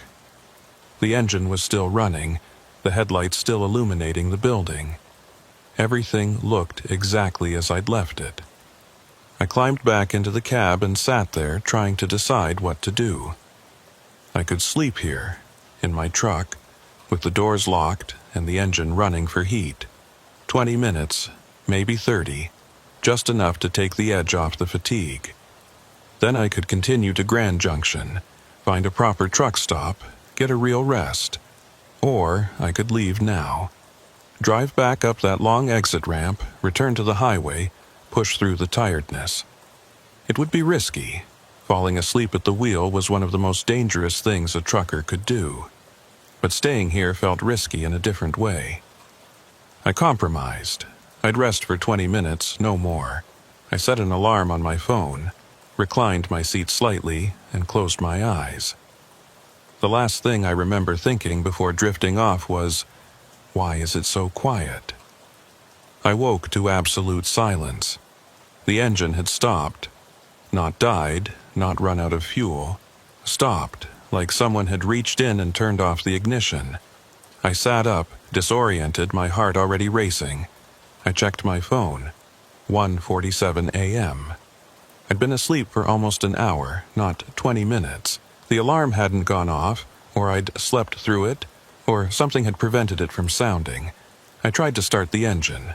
Turned the key, heard the starter engage, but the engine wouldn't catch. It turned over and over, but wouldn't fire. I tried again. Same result. "Come on," I muttered, pumping the accelerator. "Don't do this to me." The engine turned over one more time and then nothing. The starter clicked uselessly, the battery too drained to keep trying. I sat there in the darkness, trying to think. The battery shouldn't have drained that quickly. Even with the headlights on, I should have had hours before it went dead. Unless something had been drawing power. Something I hadn't noticed. I grabbed my flashlight and got out of the truck. The parking lot was still empty, still silent. But something had changed. I could feel it, even if I couldn't see it. The air felt different, heavier somehow, and the darkness seemed deeper, more absolute. I walked around my truck, checking it with the flashlight. Everything looked normal. No obvious damage, no signs of tampering. I opened the hood and checked the battery connections. Tight and clean. I checked the alternator belt. Fine. So why wouldn't the engine start? I went back to the cab and tried my phone. No signal, not even one bar. That wasn't unusual in the mountains. There were plenty of dead zones. But I'd had a signal earlier. back on the highway. The loss of it now felt ominous. I needed help. I needed to walk back up to the highway, flag down another truck, get a jump start, or call for a tow. But the thought of walking up that long exit ramp in the darkness, alone, made my stomach clench with dread. I looked at the building instead. Maybe there was a phone inside, an emergency phone like some rest areas had. Or maybe there was something in the maintenance area, some equipment I could use. I walked back to the building, my flashlight beam sweeping back and forth. The jacket was still on the bench in the information area. I stared at it for a moment, then continued to the restrooms. Behind the restrooms, I found a door marked Maintenance, Authorized Personnel Only. I tried the handle. Locked. I considered breaking it open, but something stopped me. Some sense that opening that door would be a mistake, that whatever was behind it wasn't meant to be disturbed. I went back to the information area and searched more carefully. There had to be something here, some clue about what this place was, why it had no lights, why it felt so wrong. I found it on the wall, partially hidden behind a rack of brochures. A small plaque, brass or bronze, tarnished with age. I had to move several brochure racks to read it fully. Summit Canyon. Rest area opened, June 1989. Closed, November 1990. A reason. Structural concerns following sustained subsidence. Closed. This rest area had been closed for over 20 years. But the building was clean, maintained. The plumbing worked. The brochures were current. How could it be closed and yet still operational? I took a photo of the plaque with my phone, though I wasn't sure why. Documentation, maybe. Evidence that I wasn't imagining this. I heard a sound behind me, a footstep, a scrape of shoe on concrete. I spun around, flashlight up. The jacket was on the floor now, not on the bench where I'd left it, but on the floor, as if someone had knocked it off while walking past. But there was no one here. I'd been alone the entire time. "Hello?" I called out, my voice echoing strangely in the small space. "Is someone there?" No response. Just the echo of my own voice, and then silence. I picked up the jacket, examining it more closely. It was old, the denim faded and worn, and now that I looked at it carefully, I could see a name embroidered on the chest. J. Hayes. Hayes, I knew that name. Not personally, but I'd heard it before. There'd been a trucker named Hayes who'd disappeared about 8 years ago, vanished somewhere on I-70 between Denver and Grand Junction. They'd found his truck abandoned at a rest area, engine running, no sign of the driver. The case had never been solved. Could this be his jacket? Could this be the rest area where he'd disappeared? But that rest area had been east of here, closer to the tunnel. At least, that's what I remembered from the news reports. And that rest area had been lit, populated, normal, not dark and empty like this place. I set the jacket back on the bench, hands trembling slightly. I needed to get out of here, needed to get back to my truck, get the engine started somehow, drive back to the highway. I didn't care how tired I was anymore. I didn't care if I had to drive on pure adrenaline all the way to Grand Junction. I just needed to leave. I walked back outside, and that's when I noticed the footprints.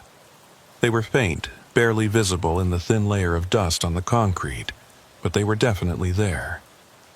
Boot prints, trucker boots, leading from the building toward my truck. But they stopped halfway there, just like the ones I'd heard about in old ghost stories. Footprints that started somewhere and ended somewhere else, with no explanation for the gap in between. I followed them as far as they went, my flashlight beam tracking their path. They walked from the building's entrance, crossed about 20 feet of parking lot, and then simply stopped. No indication of where the person had gone after that. Just nothing. I looked around, shining my flashlight in all directions. The parking lot was empty. The building was empty. I was alone, except I didn't feel alone. I felt watched, observed, like there were eyes on me from somewhere in the darkness beyond my flashlight's reach. I walked quickly back to my truck and climbed inside, locking the doors. I tried the ignition again, knowing it wouldn't work but trying anyway. The starter clicked weakly, then nothing. I sat there, thinking through my options. I could walk back to the highway. It would take maybe 20 minutes, maybe less. Once I was there, I could flag down another truck, get help. It was the logical thing to do. But I couldn't make myself open the door. Couldn't make myself step back out into that parking lot with the footprints that ended nowhere, and the building that had been closed for 20 years but still looked new. Instead, I waited. I sat in my truck with the doors locked, watching the building, watching the darkness, waiting for something to happen. Around 2:15 a.m., I saw the light. Not from the building, from somewhere beyond it, deeper in the canyon. A faint glow, like firelight or a flashlight moving slowly through the darkness. I watched it, transfixed. It moved with purpose, as if someone was carrying it, walking through the area behind the rest stop. But there shouldn't be anyone back there. There shouldn't be anything back there except rock walls and the river. The light moved closer, and I could see it more clearly now. It was definitely a flashlight, the beam swinging back and forth as whoever carried it walked. They were coming toward the building, toward the parking lot, toward me. I slid down in my seat, trying to make myself less visible. The light reached the edge of the parking lot and stopped. I could see the person now, just barely, a silhouette against the glow of their flashlight. They were standing at the far end of the lot, not moving, just standing there, looking at my truck. I held my breath, afraid to move, afraid to make any sound. The figure stood there for what felt like hours but was probably only a minute or two. Then, slowly, they raised their flashlight and pointed it directly at my truck. The beam hit my windshield, filling the cab with light. I squinted against it, raising my hand to shield my eyes. I couldn't see the person behind the light, couldn't make out any details. And then they started walking toward me, slow, measured steps, the flashlight beam never wavering from my windshield. I fumbled for my own flashlight, my hand shaking. I found it, turned it on, pointed it toward the approaching figure. But my beam seemed weak compared to theirs, barely illuminating anything. The figure kept coming. 20 yards, 15 yards, 10 yards. I could see them better now in the backwash of their own light. It was a man wearing a trucker's jacket, the same kind of jacket I'd found inside. Heavy denim with a sheepskin collar. But I couldn't see his face. The flashlight he was holding obscured it, creating deep shadows that rendered his features invisible. 5 yards, 3 yards. He stopped right outside my driver's side door. I could hear him breathing now, heavy and labored, as if he'd been running. Or as if breathing was difficult for him, as if he'd forgotten how and had to remind himself with each breath. He raised his free hand and knocked on my window. 3 slow, deliberate knocks that echoed through the cab. I didn't move, didn't respond. Just sat there, frozen, watching the hand that had knocked on my window. It looked wrong somehow. The proportions were off, or the color, or something I couldn't quite identify. It looked like a hand, but also like something pretending to be a hand. The figure knocked again. 3 more knocks, same rhythm, same deliberate pace. I found my voice, though it came out hoarse and shaking. "What do you want?" The figure didn't respond. Just stood there, flashlight pointed at me, breathing that heavy, labored breathing. "I'm leaving," I said, louder now. "I'm going back to the highway. You need to move." Still no response. The figure just stood there. I made a decision.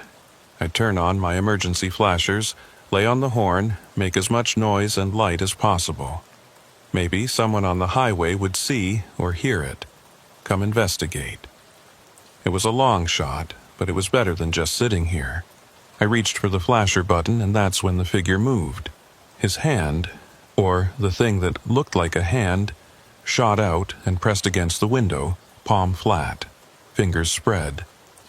And through the glass I could see that the hand was wrong in a way I couldn't deny. The skin was the wrong color, a grayish blue that no living human should have.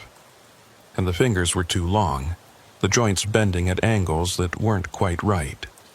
It was a hand, but it was also something else, something that had maybe been a hand once, but had changed over time. I recoiled, pressing myself against the passenger side of the cab. The figure leaned closer to the window, and for just a moment, the flashlight beam shifted, and I could see part of his face. It was Jay Hayes, or it had been Jay Hayes. The face was recognizable from the photos I'd seen in the news reports 8 years ago, but changed. The skin had the same grayish-blue color as the hand. The eyes were wrong, too large, or too dark, or too deep-set. And the expression was one of desperate hunger, or maybe desperate loneliness. He wanted something from me. Wanted me to open the door, to let him in, to join him in whatever he'd become. I fumbled for the ignition, turned the key, not expecting anything but trying anyway. The starter clicked once, twice, and then, miracle of miracles, the engine caught. It sputtered, almost died, then roared to life. I didn't wait. I threw the truck into drive and stepped on the accelerator. The Kenworth lurched forward, and I heard a thump as the figure fell away from the door. I didn't look back, didn't check my mirrors, just drove toward the exit ramp that would take me back to the highway. The headlights illuminated the ramp ahead of me. I accelerated up it, the engine straining with the heavy load and the steep grade. Behind me, in the mirrors I was trying not to look at, I could see the rest area receding, the building disappearing back into darkness, but I could also see the figure. He was running after me, keeping pace with the truck despite the fact that I was doing 30 miles per hour up a steep grade. His flashlight beam bounced wildly, and his form seemed to flicker and distort, as if he wasn't entirely solid, wasn't entirely there. I pushed the accelerator harder, coaxing more speed from the truck. 40 miles per hour, 45. The engine was protesting, the temperature gauge climbing into the yellow zone, but I didn't care. I just needed to reach the highway, needed to get back to the real world where things made sense. The figure was falling behind now, unable to maintain the pace. I watched in the mirror as he slowed, stopped, stood in the middle of the ramp with his flashlight still pointed at me. And then, just before I rounded a curve that would take him out of sight, I saw him raise his hand, that wrong, too long hand, and wave. Not a threatening gesture, not a goodbye. Something else. A beckoning, maybe, or a promise. I'll see you again. I reached the highway at 2:43 a.m., my hand still shaking on the wheel, my heart still pounding. I merged onto I-70 westbound and drove for 5 miles before I felt safe enough to slow down, to take my foot off the accelerator and let the truck settle into a normal, cruising speed.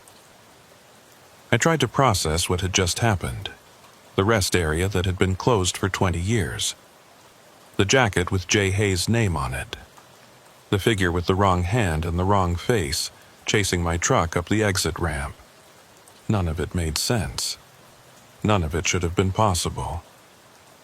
And yet it had happened. I'd seen it, experienced it, barely escaped it. I thought about calling someone, the police, my dispatcher, anyone. But what would I say? That I'd stopped at a closed rest area and been chased by a ghost? They'd think I was crazy, or drunk, or hallucinating from exhaustion. Maybe I was.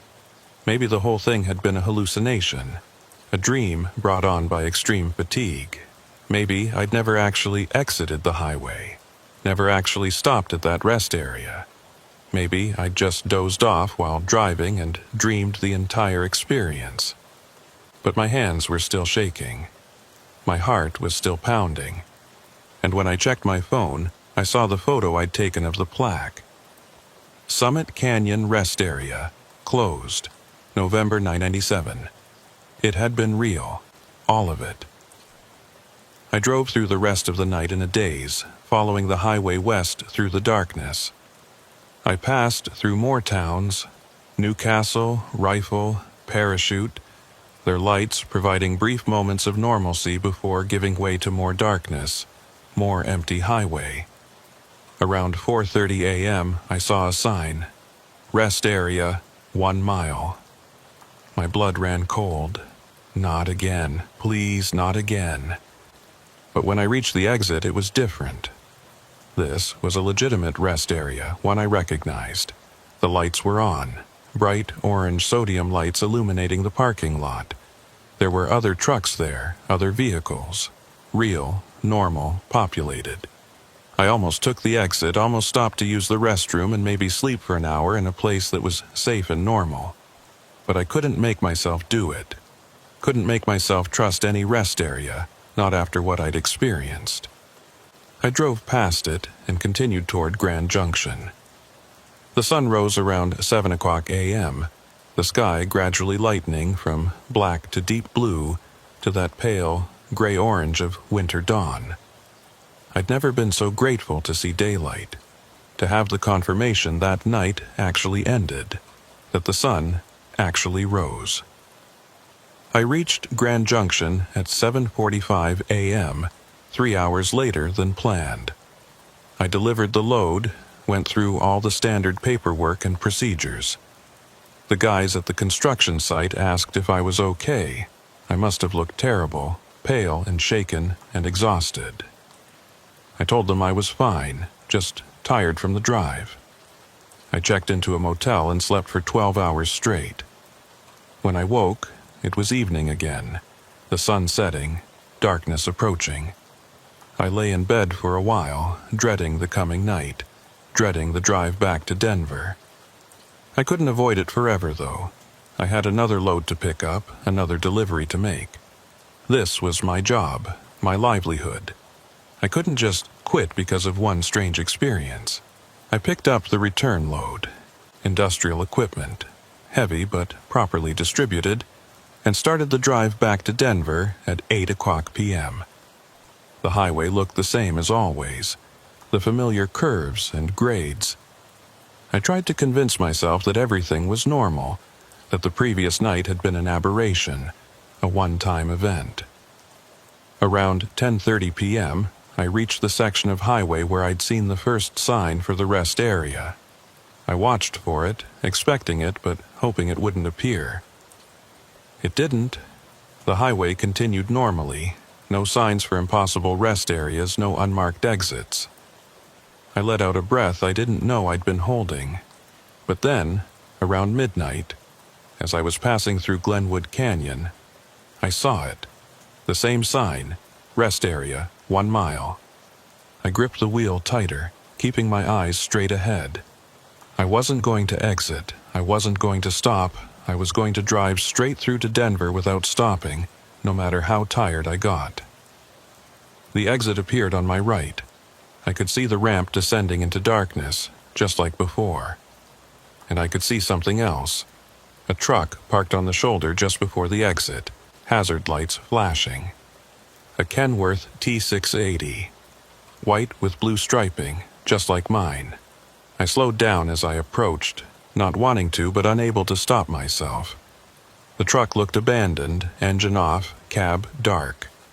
I could see the license plate as I passed, the same number as my own registration. It was my truck, or a copy of my truck, or, somehow, impossibly, a future version of my truck parked here waiting for me to arrive. I accelerated past it, not stopping, not investigating. In my rearview mirror, I watched the truck recede into the distance, and just before it disappeared from view, I saw the driver's side door open. Someone stepped out, a figure in a trucker's jacket, carrying a flashlight. I didn't slow down, didn't look back again, just drove, pushing the Kenworth as fast as I dared, trying to put distance between myself and whatever I'd just seen. Around 1 o'clock a.m., my phone rang. I jumped, nearly dropping it. I didn't recognize the number, but I answered anyway. "Hello?" Static, heavy breathing, and then a voice faint and distorted. "Cole Dalton." My name. The voice knew my name. "Who is this?" I demanded. "You came back." The voice was clearer now, though still wrong, still sounding like it was coming from somewhere far away or deep underwater. "I knew you would.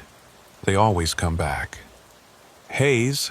I asked, recognizing something in the voice, some echo of the trucker who'd disappeared 8 years ago. "Not anymore," the voice said. "Haven't been Hayes for a long time. I'm part of it now, part of the rest area. We all are. Everyone who stopped there." "I didn't stop," I said. "I left. I got away." A sound that might have been a laugh. "You stopped. You got out of your truck. You went inside. That's all it takes. You're marked now. You'll come back. Might take days, might take weeks, but you'll come back." "I won't," I said firmly. "I'm never going back to that place. You don't have a choice. The highway will bring you back. The signs will appear. The exit will call to you. And eventually, you'll be too tired to resist. You'll pull over, you'll stop, and then you'll stay." "Why?" I asked.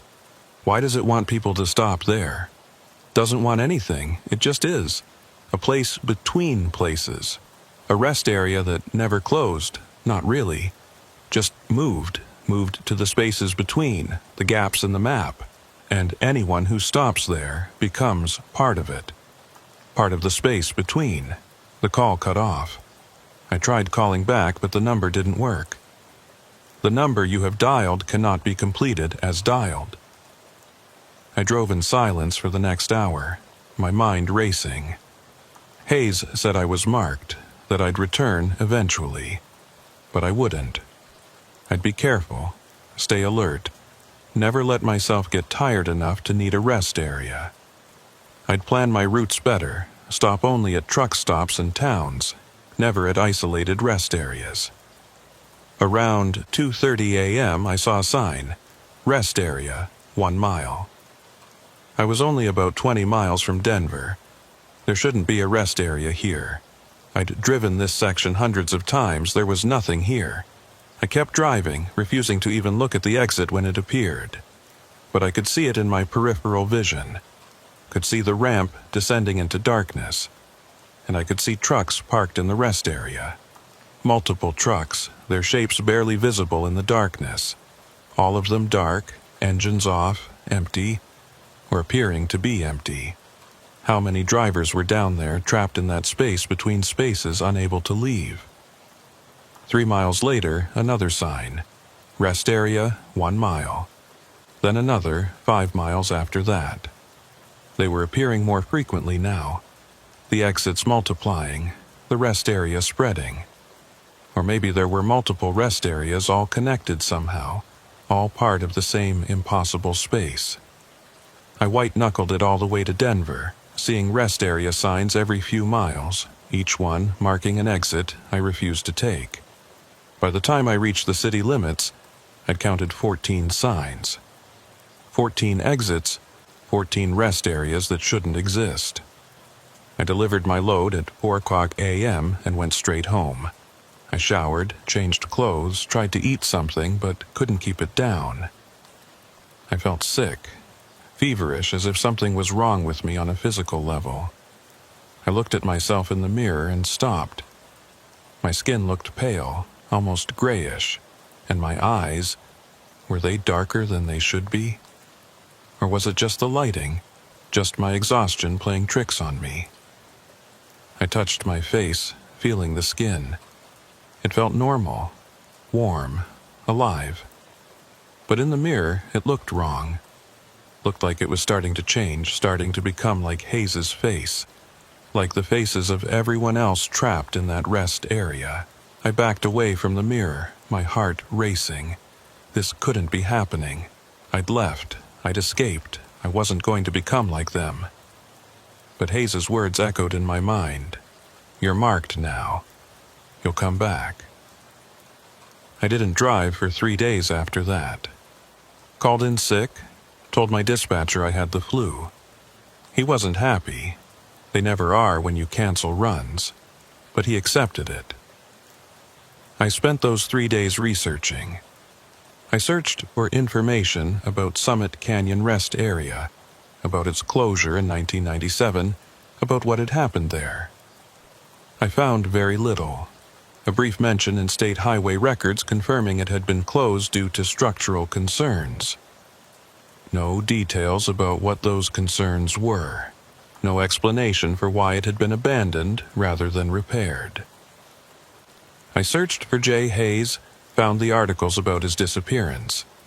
They confirmed what I remembered. He'd vanished 8 years ago, his truck found at a rest area on I-70, engine running. No sign of the driver. But the articles didn't specify which rest area, just a rest area between Denver and Grand Junction. I looked for other disappearances, other truckers who'd vanished on I-70. I found 5 more cases over the past 20 years, all of them similar. Trucks found at rest areas, engines running, drivers gone. The cases were all unsolved, the drivers never found. Were they all at Summit Canyon? Were they all trapped in that space between spaces, becoming part of the rest area, waiting for new drivers to join them? On the 4th day, my dispatcher called. Cole, I need you back on the road. Got a Denver to Grand Junction run. Needs to leave tonight. I can't, I said. I'm not ready. Still feeling sick. You sound fine to me. Look, I've got 3 drivers out with actual flu, 1 with a broken leg, and 2 trucks in the shop. I need you on this run. Standard load, standard route. You could do it in your sleep. That's what I'm afraid of, I muttered. What? Nothing. Can I take a different route? Maybe go south through New Mexico, come at Grand Junction from a different direction? That's 4 hours longer and 300 extra miles. Client won't pay for that. Look, is something wrong? You're acting weird. I wanted to tell him. Wanted to explain about the rest area, about Hayes, about the signs that kept appearing. But how could I? He'd think I'd lost my mind. I'm fine, I said finally. I'll take the run. When do I need to be there? Pickup at 8 p.m., delivery by 2 a.m., heavy load, so take it slow on the grades. I agreed and hung up. I had 12 hours to prepare, 12 hours to figure out how to drive that route without stopping at any rest areas. I planned meticulously. I'd fill up with fuel before leaving Denver, enough to make it all the way to Grand Junction without stopping. I'd bring plenty of food and water so I wouldn't need to stop for supplies.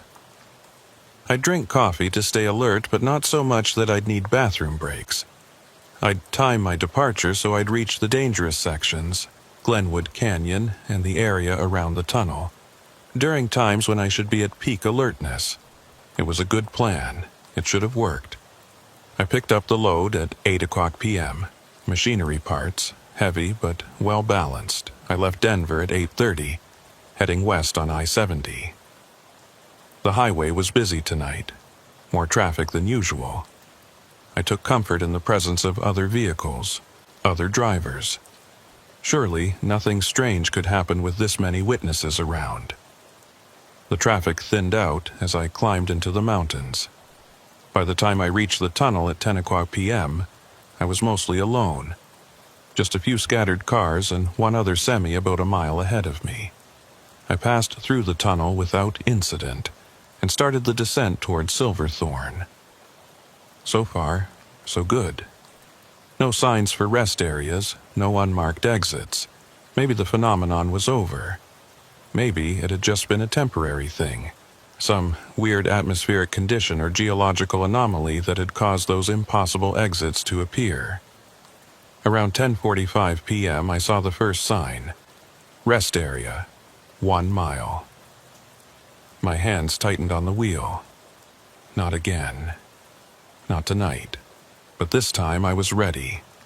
I had my route planned, my alertness high. I wasn't going to stop, wasn't going to even slow down. I'd drive straight past every exit, every sign, every temptation. The exit appeared on my right. I kept my eyes forward, didn't look at it, didn't acknowledge it, just drove past at a steady 65 miles per hour. In my rearview mirror, I caught a glimpse of something at the exit. A truck, parked at the end of the ramp. White with blue striping. My truck, or the copy of my truck, or the version that was waiting for me. I drove on. 5 miles later, another sign, another exit.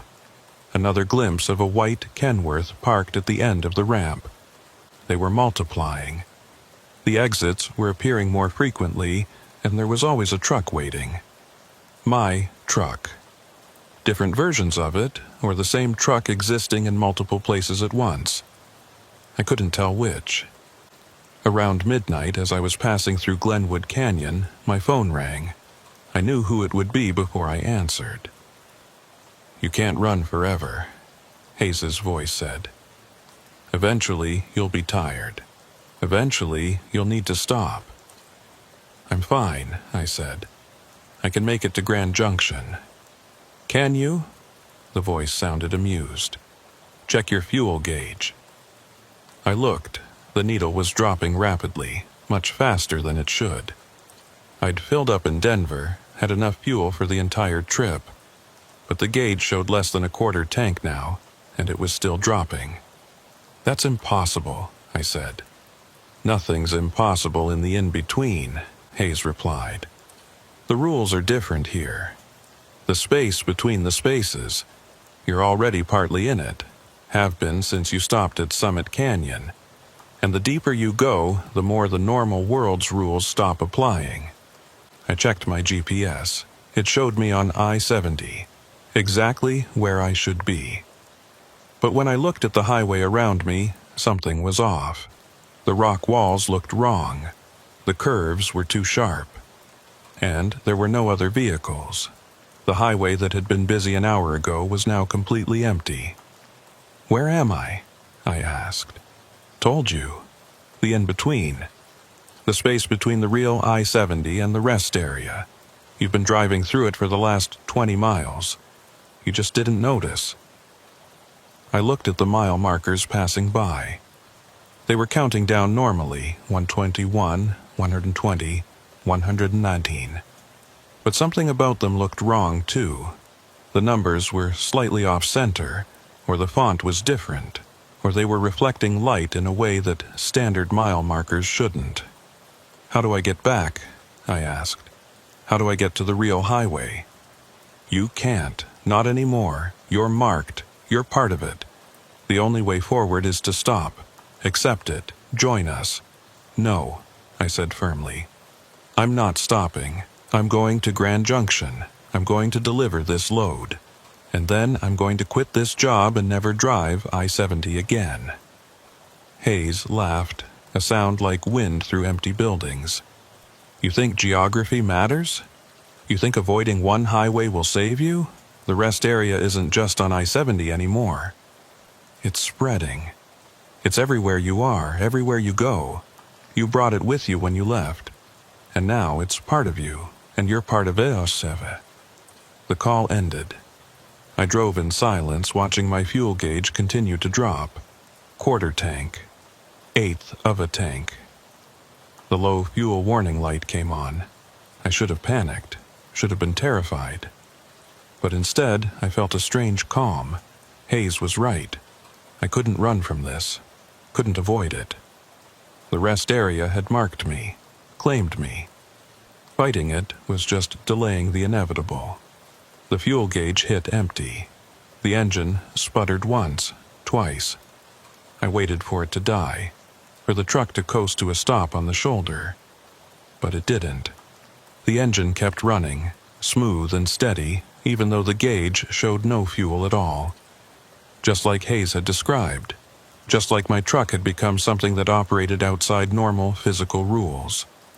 I saw a sign ahead. Rest area, now. Not 1 mile, not half a mile. Now, and the exit appeared immediately right in front of me. No warning, no distance. Just suddenly there, forcing me to make an immediate decision. Exit or crash. I took the exit. The ramp descended into darkness, just like before. But this time I didn't fight it. Didn't try to turn around or escape. I just followed the ramp down, into the canyon, into the space between. The parking lot appeared, lit now. Not by orange sodium lights, but by that same phosphorescent glow I'd seen in the Whispers. That blue-white luminescence that came from nowhere and illuminated nothing. There were trucks parked everywhere. Dozens of them, maybe hundreds. Kenworths and Freightliners and Peterbilts and Volvos. All makes, all models, spanning decades of trucking history. Some looked new, some looked ancient. All of them were empty, their cabs dark, their engines silent. I parked my truck among them, shut off the engine, and sat there for a moment. This was it, the end of my journey. The place I'd been trying to avoid but had been heading toward since the moment I'd first stopped here. I got out of the truck and walked toward the building. The door to the information area was open, and I could see inside. The jacket was still on the bench, Hayes's jacket, but it wasn't alone anymore. There were other jackets now, other pieces of clothing. Evidence of all the drivers who'd stopped here over the years. I walked inside and sat on the bench next to the jacket. The air was cold, but not uncomfortably so. It was the temperature of absence, the temperature of a space that exists outside of temperature. Hayes appeared in the doorway. He looked more solid than before, more real. Or maybe I was looking more like him now, fading into the same state of semi-existence. "Welcome," he said. "I knew you'd come back."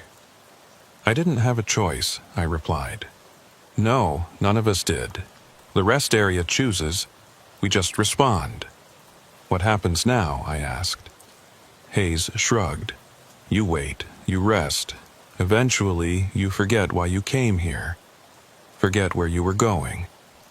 You become part of the space, part of the in-between, and when new drivers stop here, you try to warn them. Try to help them escape, but they never do. Like you tried to warn me. Like I tried to warn you," he agreed. I looked around the room, at the maps on the walls, the brochures in the racks. Everything looked current, updated, as if the rest area was constantly refreshing itself, constantly presenting itself as operational, even though it had been closed for decades. "How many of us are here?" I asked. "Don't know. Stopped counting years ago." Every truck out there represents a driver, and there are more trucks than you can see. The parking lot extends farther than it appears, deeper into the in-between. I thought about that. Thought about all the drivers who'd stopped here over the years, all of them now trapped in this space between spaces, unable to leave, unable to move on. "Is there really no way out?" I asked. Hayes considered for a moment. "Maybe. I've heard rumors. Some drivers say if you can remember your name, remember who you were before, you might be able to find a way back. But I don't know if it's true. I can barely remember being Hayes anymore. Can barely remember what it felt like to be real." I tested the theory immediately. "Cole Dalton," I said aloud.